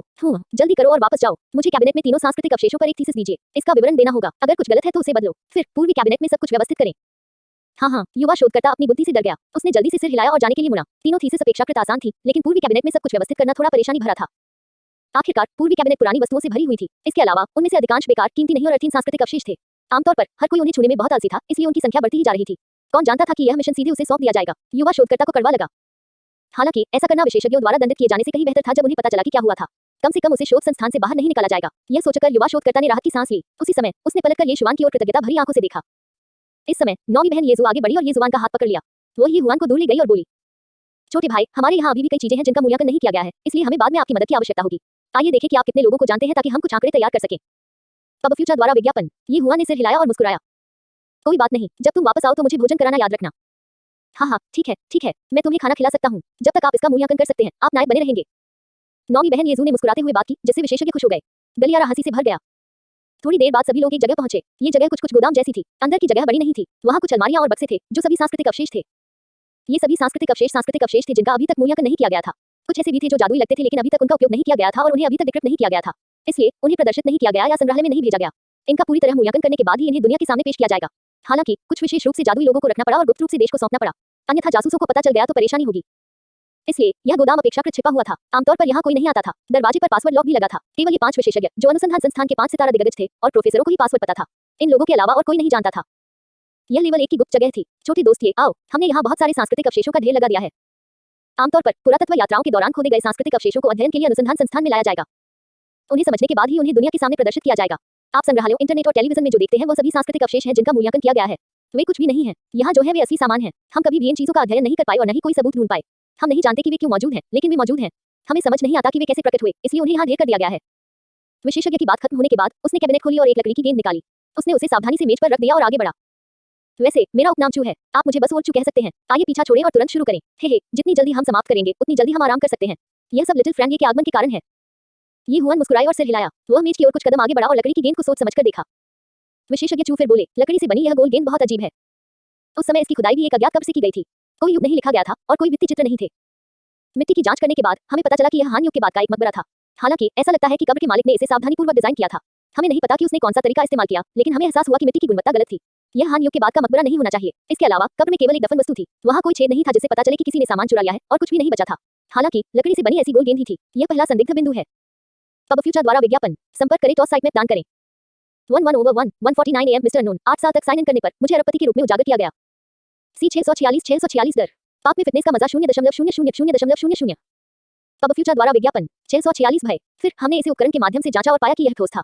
यह एकदम गोल लग रहा था, मानो इसे किसी आधुनिक मशीन से काटा गया हो।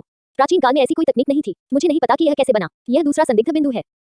इसके अलावा इस गेंद पर दरारें हैं। पहले तो मुझे लगा कि यह कोई सड़ी हुई दरार है, लेकिन जब मैंने इसका अध्ययन किया तो मुझे एहसास हुआ कि इस लकड़ी पर सड़न के कोई निशान नहीं थे। वह दरार ही रहस्य है। ऐसा लगता है कि इसे मोटिस की तरह खोला जा सकता है, लेकिन मुझे नहीं पता कि इसे कैसे खोला जाए। मुझे कोई स्विच नहीं मिल रहा है। यह आखिरी संदिग्ध बिंदु है। इस बिंदु पर विशेषज्ञ चूर गया और ये जुबान को उम्मीद से देखा। ऐसा लगता था कि वह हमेशा से इस रहस्य को सुलझाना चाहता था और पता लगाना चाहता था कि क्या हो रहा है। यह बिल्कुल वैसा ही था जैसे जब लोग कोई जादुई करतब देखते थे तो वे सोचते थे कि जादूगर ने यह कैसे किया, लेकिन वे हार मान लेते थे क्योंकि वे इसे समझ नहीं पाते थे। हालांकि विशेषज्ञ चू के पास शोध जारी रखने और इसे क्रैक करने तक प्रतीक्षा करने का अवसर था, इसलिए वह इसका इंतजार कर रहा था। कल ये जुबान के जादुई स्पष्टीकरण के बाद वह बहुत उत्साहित था। वास्तव में हर बार जब विभिन्न विशेषज्ञों और प्रोफेसरों को कोई सांस्कृतिक अवशेष मिलता था जो उन्हें समझ में नहीं आता था, तो वे इस बात पर चर्चा करने के लिए एक बैठक आयोजित करते थे कि यह चीज क्या है। चर्चा में कई सांस्कृतिक अवशेष तो समझ में आए, लेकिन कई ऐसी बातें भी थी जो समझ में नहीं आई और कोई नहीं जानता था। सभी पुरातत्व विशेषज्ञों और प्रोफेसरों को समझ नहीं आया कि यह क्या है, जैसे कि लकड़ी से बनी यह गेंद। हालांकि उसके पास कल का अनुभव था, विशेषज्ञ चू को अभी भी यकीन नहीं था कि ये हुआन को यह पता था या नहीं। वह अभी भी बहुत चिंतित था, लेकिन साथ ही वह इसका इंतजार भी कर रहा था। कुआं, ये हुआ ने इस समय कहा और मुट्ठी के आकार की लकड़ी की गेंद लेने के लिए आगे बढ़ी। उसने उसे अपने हाथ में रखा और देखा। चिंतन की इस मूक दृष्टि ने विशेषज्ञ चू, अन्य 4 विशेषज्ञों और नौवीं बहन येजू को बहुत घबरा दिया। उन्हें डर था कि ये जुबान कहेगी, मैं भी नहीं जानती, मैंने इसे पहले कभी नहीं देखा। सौभाग्य से ये जुबान ने थोड़ी देर बाद तुरंत उत्तर दिया। इसे नॉन अटैक कहा जाता है। जब नॉन अटैक की बात आती है तो आपको पता होना चाहिए कि यह कौन है ना? हालांकि यह चीज मुझे द्वारा नहीं बनाई गई थी, इसे उनके एक शिष्य ने बनाया था। मुझे उसका नाम याद नहीं है। ऐसा कहा जाता है कि उन्होंने अपना पूरा जीवन ऐसा अद्वितीय कार्य करते हुए बिताया। जब उसे दफनाया गया तो वह अपने साथ यही एकमात्र चीज लाया था। उन्होंने अपना जीवन वो परिवार के विचारों को बढ़ावा देने में बिताया। इस बात को उनके सभी विचारों का क्रिस्टलीकरण माना जा सकता है। अब फ्यूचर द्वारा विज्ञापन। जब उन्होंने ये जुबान की बातें सुनी तो सभी के भाव तनावपूर्ण हो गए। वे सचमुच सदमे में थे। यह बहुत चौंकाने वाला था। हालांकि मोजी का शिष्य इतिहास में प्रसिद्ध था, लेकिन उसकी कब्र तो दूर, इसे भी विस्तार से दर्ज नहीं किया गया।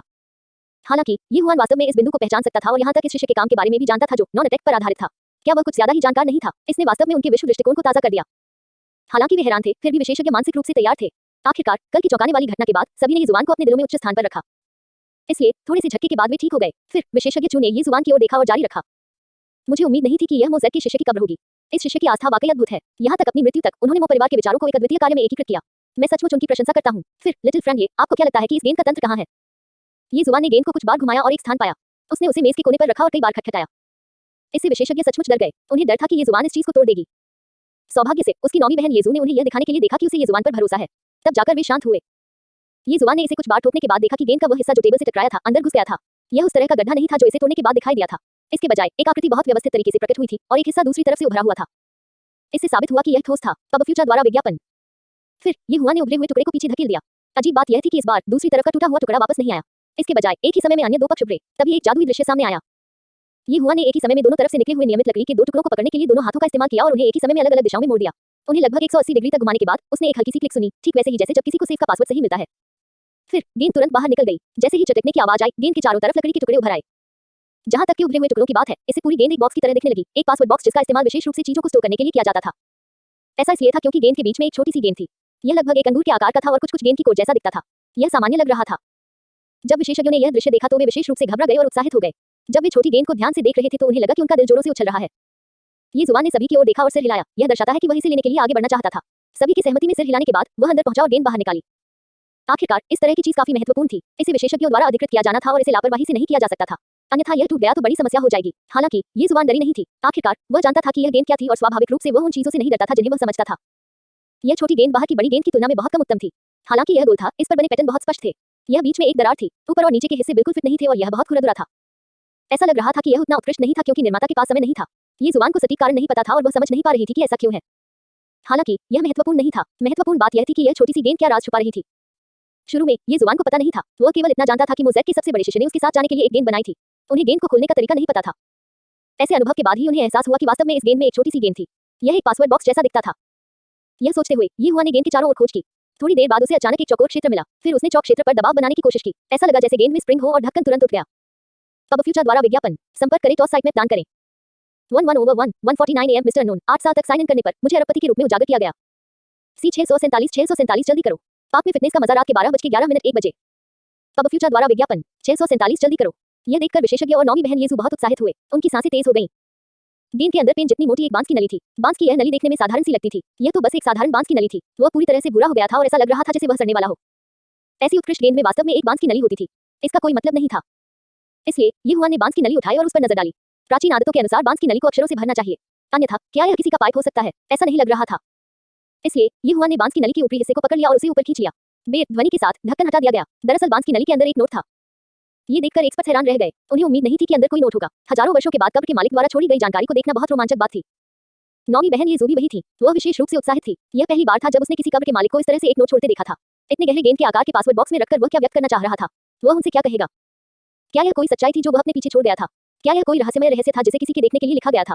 या यह कुछ और था? यह सोचकर हर कोई बेहद घबराया हुआ और उत्सुक था। ये जुबान भी बेहद जिज्ञासु था, इसलिए उसने सभी की ओर देखा। सबकी सहमति मिलने के बाद उसने नोट निकाला, खोला और मेज पर फैला दिया। नोट पहले ही पीला हो चुका था, लेकिन उस पर लिखे शब्द अभी भी साफ दिख रहे थे। इसके अलावा इसमें स्याही और कुछ चीनी औषधीय जड़ी बूटियों की सुगंध भी थी। यह स्पष्ट था कि शब्दों को 1000 साल तक बनाए रखने के लिए विशेष स्याही का उपयोग किया गया था। विशेषज्ञ और नौवीं बहन येजू आए और नोट को घबराहट और उत्साह से देखा।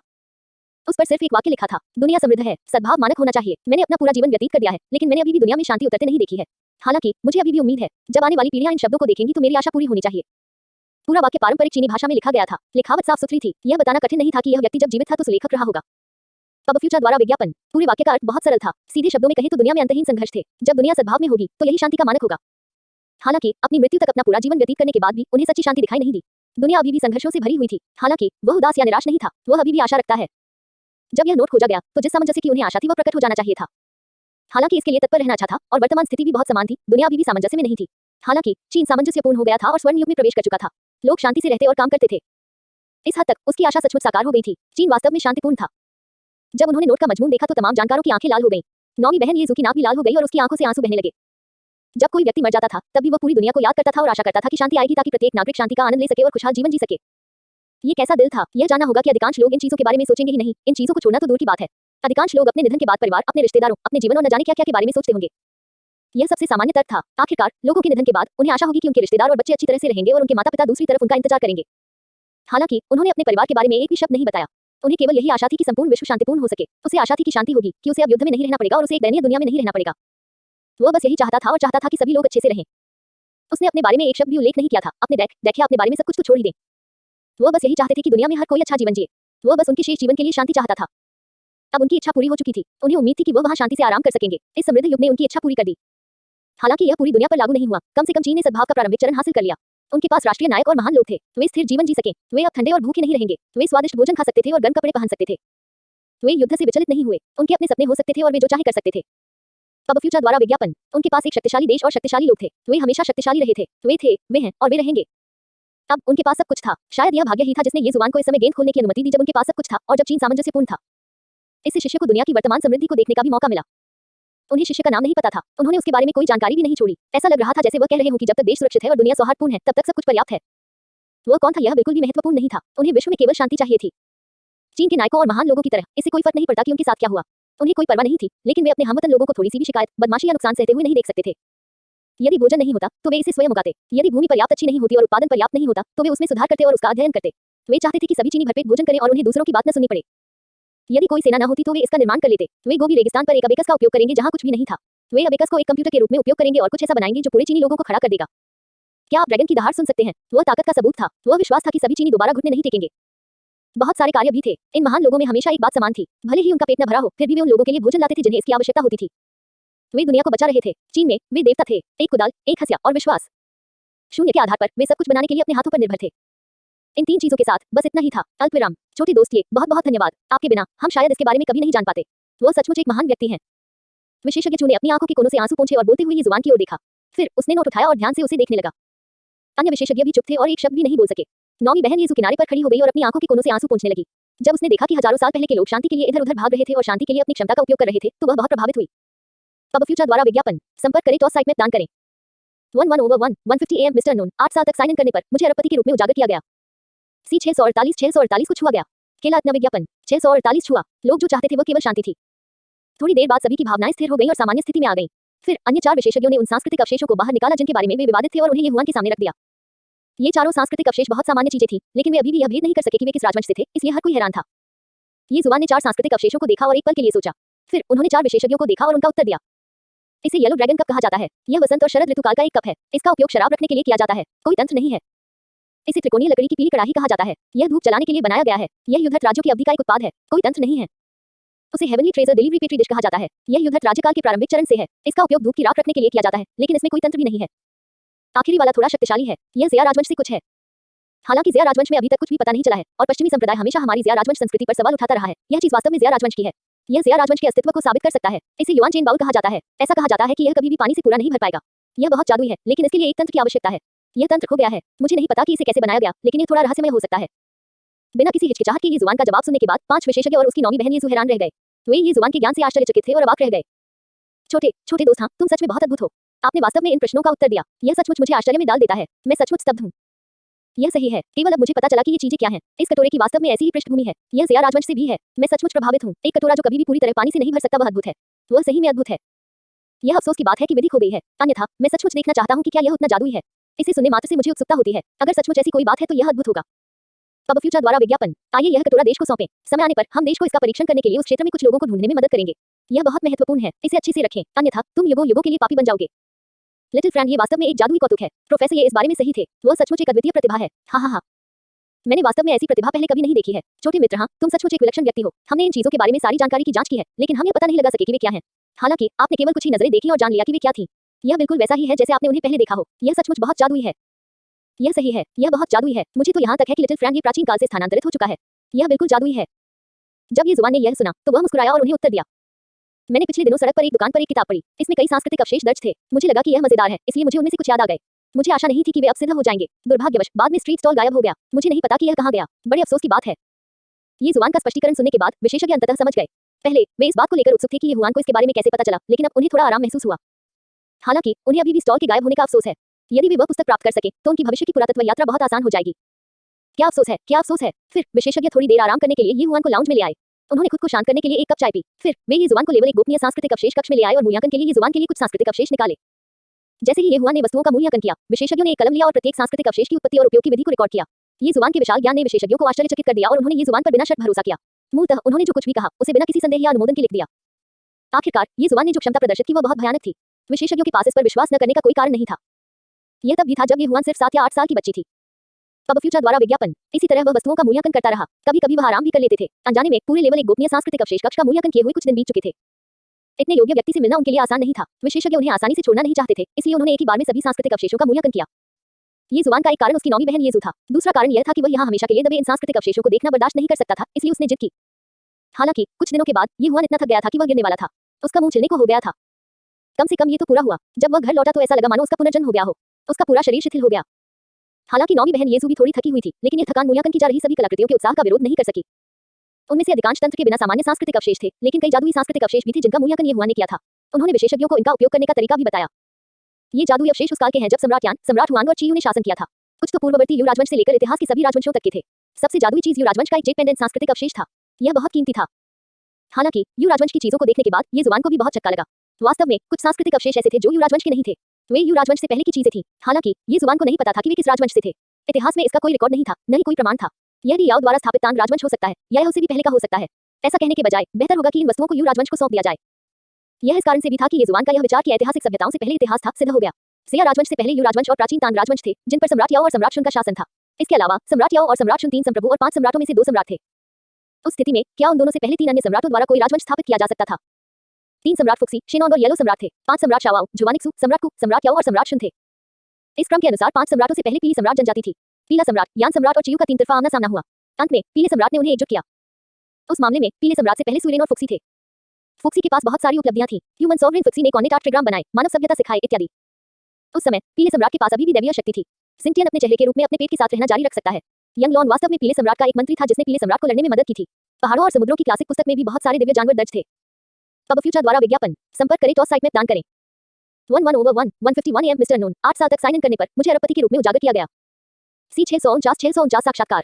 पाप में फिटनेस का मजा 0.000000। पब फ्यूचर द्वारा विज्ञापन। 649 साक्षात्कार। हालांकि उनके बारे में कोई ऐतिहासिक रिकॉर्ड क्यों नहीं थे। जब ज़िया राजवंश शुरू हुआ और इतिहास दर्ज किया जाने लगा तो वे अचानक बह गए और अपनी दिव्य शक्ति खो दी। जब ये दोनों राजवंश आपस में मिले तो वास्तव में क्या हुआ? इसका कारण क्या हुआ? लुप्त सभ्यता कौन सी थी? कोई रिकॉर्ड पीछे क्यों नहीं छोड़ा गया? यदि यह सब अस्तित्व में था तो क्या मिथक वास्तव में केवल कहानियां थीं? यह सोचते हुए ये हुआन पीछे की सीट पर बैठ गई और गहरी सोच में पड़ गई। इस सांस्कृतिक अवशेष मूल्यांकन के माध्यम से उन्हें उस समय क्या हुआ और मानव जाति की उत्पत्ति के बारे में स्वर्गीय रहस्यों का संकेत मिला। ये जू द्वारा बजाया गया कार संगीत ये जुबान को विचलित नहीं कर सका, लेकिन इससे कोई फर्क नहीं पड़ता कि उसने इसके बारे में कितना सोचा, वह इसे समझ नहीं सका। उस रिक्त स्थान में वास्तव में क्या अस्तित्व था? क्या यह बाढ़ हो सकती है या एक आपदा? ये जुबान को नहीं पता था, वह इसका पता नहीं लगा सका। इसी समय कार विला के प्रवेश द्वार पर पहुंची। नौवीं बहन येजू ने कार को विशाल गराज में पार्क किया और इंजन बंद कर दिया। वह कार से बाहर निकली और घबराई हुई ये हुआन को वापस विला में ले आई। नौवीं बहन अच्छे मूड में थी। जैसे ही वह विला में लौटी वह चिल्लाई। पब फ्यूचर द्वारा विज्ञापन। आपकी अजय और प्यारी छोटी बहन वापस आ गई है। बहनें सोफे पर बैठकर खरबूजे के बीच खा रही थी और टीवी देख रही थी। जब उन्होंने अपनी छोटी बहन को वापस आते देखा तो वे मुस्कुराए और बोले, इन कुछ दिनों में तुम थक गए होगे। क्या हमारे छोटे भाई ने अनुसंधान संस्थान में परेशानी पैदा की और उसे बाहर निकाल दिया गया? हाँ, मुझे लगता है कि किसी ने कहा होगा कि अगर इतना छोटा बच्चा भागेगा तो निश्चित रूप से उसकी आलोचना की जाएगी। शोध संस्थान अन्य स्थानों की तरह नहीं है, यह महंगी चीजों से भरा है। हाँ, हमारी छोटी बहन बहुत परेशानी में होगी। जब ये जुबान ने अपनी बहनों की बातें सुनी तो उसने अपनी आंखें घुमाई और फल खाने के लिए सोफे पर बैठ गया। वह अवाक रह गया। मैं बहुत आज्ञाकारी हूँ, ठीक है। बात सिर्फ इतनी है कि जब मैं पहली बार वहां गया तो एक युवा शोधकर्ता ने मुझे लगभग भगा दिया था। उसे डर था कि मैं कुछ तोड़ दूंगा। यह सुनकर बहनें हंस पड़ी। एक पल के लिए पूरा विला हंसी से गूंज उठा।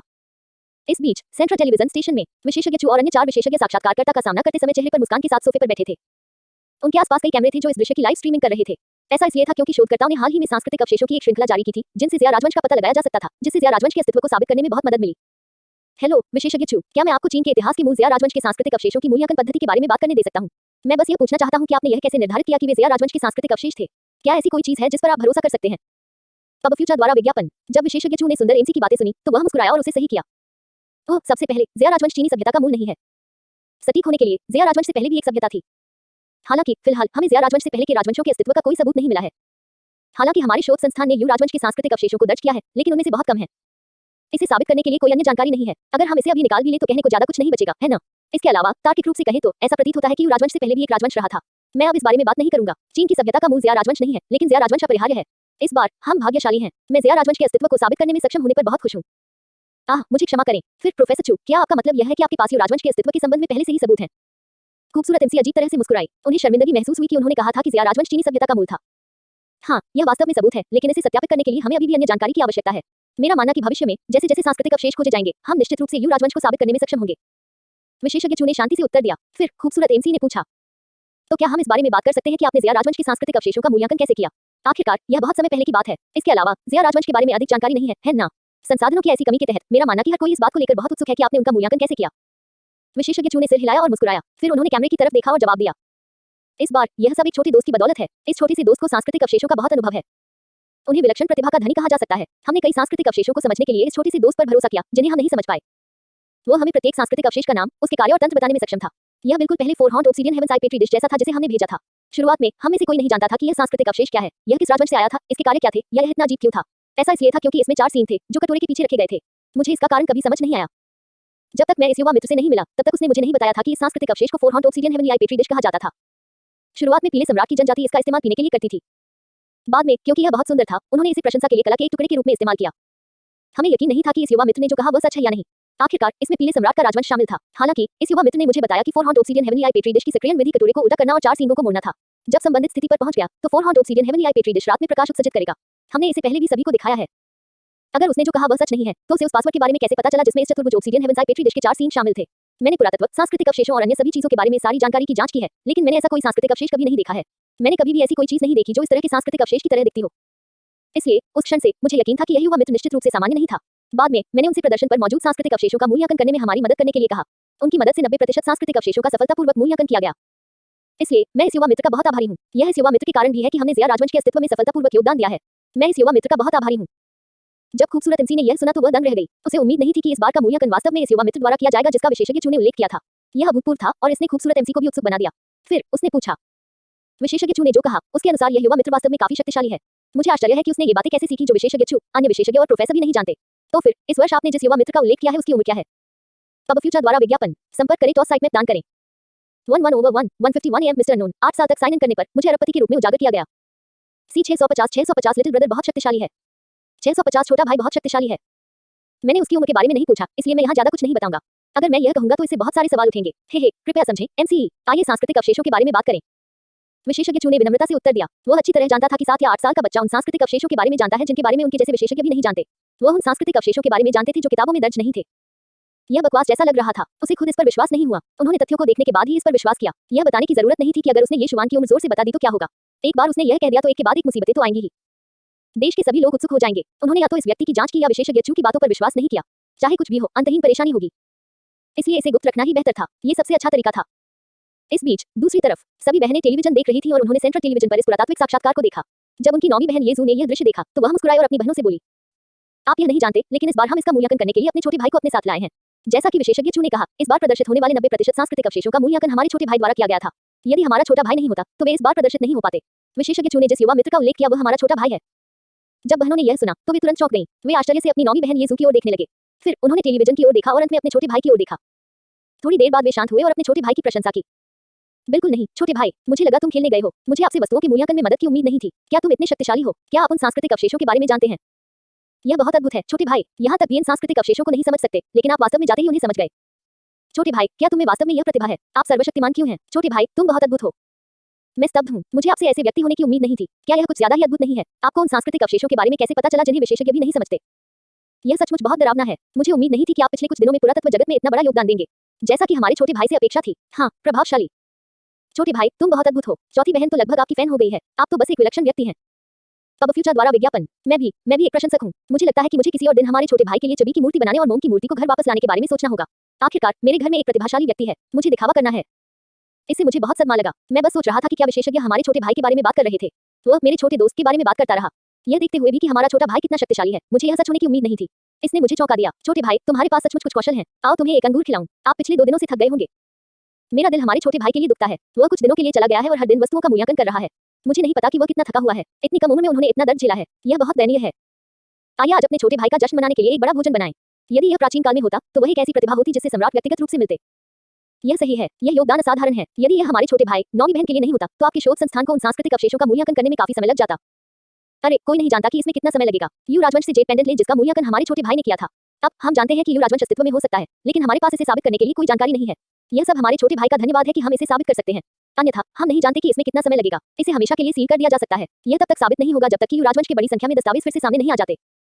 नौवीं बहन येजू ने आंख भरी और कुछ राहत के साथ बोली, बहुत खूब छोटे भाई, तुम सचमुच अद्भुत हो। क्या आपने यू राजवंश के सांस्कृतिक अवशेषों का मूल्यांकन किया? छोटी बहन, क्या तुम्हें यकीन है कि वे असली हैं? पांचवी बहन येफी ने अपने मुंह में रखा लॉलीपॉप निकाला और चौंकते हुए पूछा। उसकी आंखें बैल की तरह चौड़ी थीं और उसका मुंह खुला हुआ था। वह बहुत सदमे में थी। हालांकि उनकी नौवीं बहन ने तुरंत जवाब दिया, यह वास्तविक होना चाहिए, केवल छोटा भाई ही जानता है। यह सुनकर उनकी बहनें थोड़ा स्तब्ध रह गईं। एक हीलिंग जेड पेंडेंट, यह कैसी दिव्य वस्तु थी। अरे बाप रे, सभी ने आश्चर्य से आह भरी। फिर उन्होंने अपने छोटे भाई ये हुआन की ओर देखा, जैसे वे किसी राक्षस को देख रहे हों। ये हुआन विनम्रतापूर्वक मुस्कुराई। यह सोचते ही सभी ने ये जुआन और येजू की ओर देखा। वे मुस्कुराए। छोटे भाई, छोटी बहन, क्या आप हमें कल खजाना लेने के लिए प्राचीन सड़क पर ला सकते हैं? मैं अचानक प्राचीन वस्तुओं के बारे में बहुत उत्सुक हो गया हूँ। जब ये हुआन ने अपनी बहनों की बातें सुनी तो वह तुरंत शर्म से लाल हो गया और उन्हें जवाब दिया। तब फ्यूचर द्वारा विज्ञापन। उन्हें उठाना इतना आसान कैसे हो सकता है? प्राचीन सड़क पर वे सभी डीलर पेशेवर हैं। अगर उनके पास असली सामान होता तो वे उसे बहुत पहले ही बेच चुके होते। जो पीछे छूट गए हैं वे मूलतः अधिक मूल्यवान नहीं है, कुछ नकली भी हैं। नौवीं बहन येजू ने भी बात की। यह सही है, वे प्राचीन वस्तु विक्रेता तेज नजर वाले होते हैं। उठाने के लिए कुछ भी नहीं है, इस तरह न सोचना ही बेहतर है। जब बहनों ने यह सुना तो उन्हें लगा कि इसका कोई मतलब है और उन्होंने थोड़ा सिर हिलाया। हालांकि वे फिर भी जाना चाहते थे और बहस कर रहे थे। क्या होगा अगर वे लापरवाह हैं, है ना? अगर हम जाकर नहीं देखेंगे तो हमें कैसे पता चलेगा? यह सही है, उनके लिए हर चीज को बहुत सटीकता से देखना संभव है ना? वे हमारी छोटी बहन की तरह पुरातत्वविद नहीं है, वे निश्चित रूप से लापरवाही बरतेंगे। चलो, हमें कल खेलने के लिए ले आओ। ये जुबान और उसकी नौवीं बहन येजू तब अबाक रह गए जब उन्होंने अपनी बहनों की अनुचित बातें सुनी। जैसे ही वे खंडन करने वाले थे, उन्होंने अपनी चौथी बहन ये चेंग को अचानक कुछ सोचते और बोलते हुए सुना। मैं एक लाइव स्ट्रीम कर सकता हूँ। हर किसी को प्राचीन सड़क दिखाना अच्छा है। जब अन्य बहनों ने यह कारण सुना तो उनकी आंखें तुरंत चमक उठी और उन्होंने तुरंत पागलों की तरह सहमति में सिर हिलाया। ये जुबान और येजू उन्हें मना नहीं कर सके और केवल समझौता कर सके। वे आह भरते हुए बोले, ठीक है, चलो कल देखते हैं। वाह, यह देखकर कि उनके छोटे भाई और बहन ने समझौता कर लिया है, बहनों ने इस जीत का जश्न मनाने के लिए हाथ उठाए और एक दूसरे को हाई फाइव किया। एक पल के लिए पूरा लिविंग रूम हंसी और उत्साह से भर गया। अल्पविराम। अगली सुबह ये हुआन जल्दी उठ गई। जब वो लिविंग रूम में आया तो उसे एहसास हुआ कि उसकी बहनें पहले ही जाग चुकी थी और नाश्ते के बाद सोफे पर बातें कर रही थी। जब उन्होंने ये हुआन को जागते देखा तो उन्होंने झट से उसका अभिवादन किया। छोटे भाई, जल्दी करो और नाश्ता करो, हम सब तैयार हैं। ये हुआन शर्मा गई और सिर हिलाया। फिर वह एक स्टूल पर बैठ गया और खाने के लिए वॉन्टन का एक कटोरा उठाया। चौथी बहन ये चैन की पाककला में दिन ब दिन सुधार होता जा रहा था। वॉन्टन के इस कटोरे में भराई बहुत अच्छी थी और तापमान बिल्कुल सही था। ये जुबान ने इसे कुछ ही टुकड़ों में खत्म कर दिया। समुद्री भोजन सूप के कुछ और पीने के बाद उसने संतुष्ट होकर अपना मुंह टिश्यू से पोंछा और डकार लिया। अब फ्यूचर द्वारा विज्ञापन। संपर्क करें तो साइट में दान करें।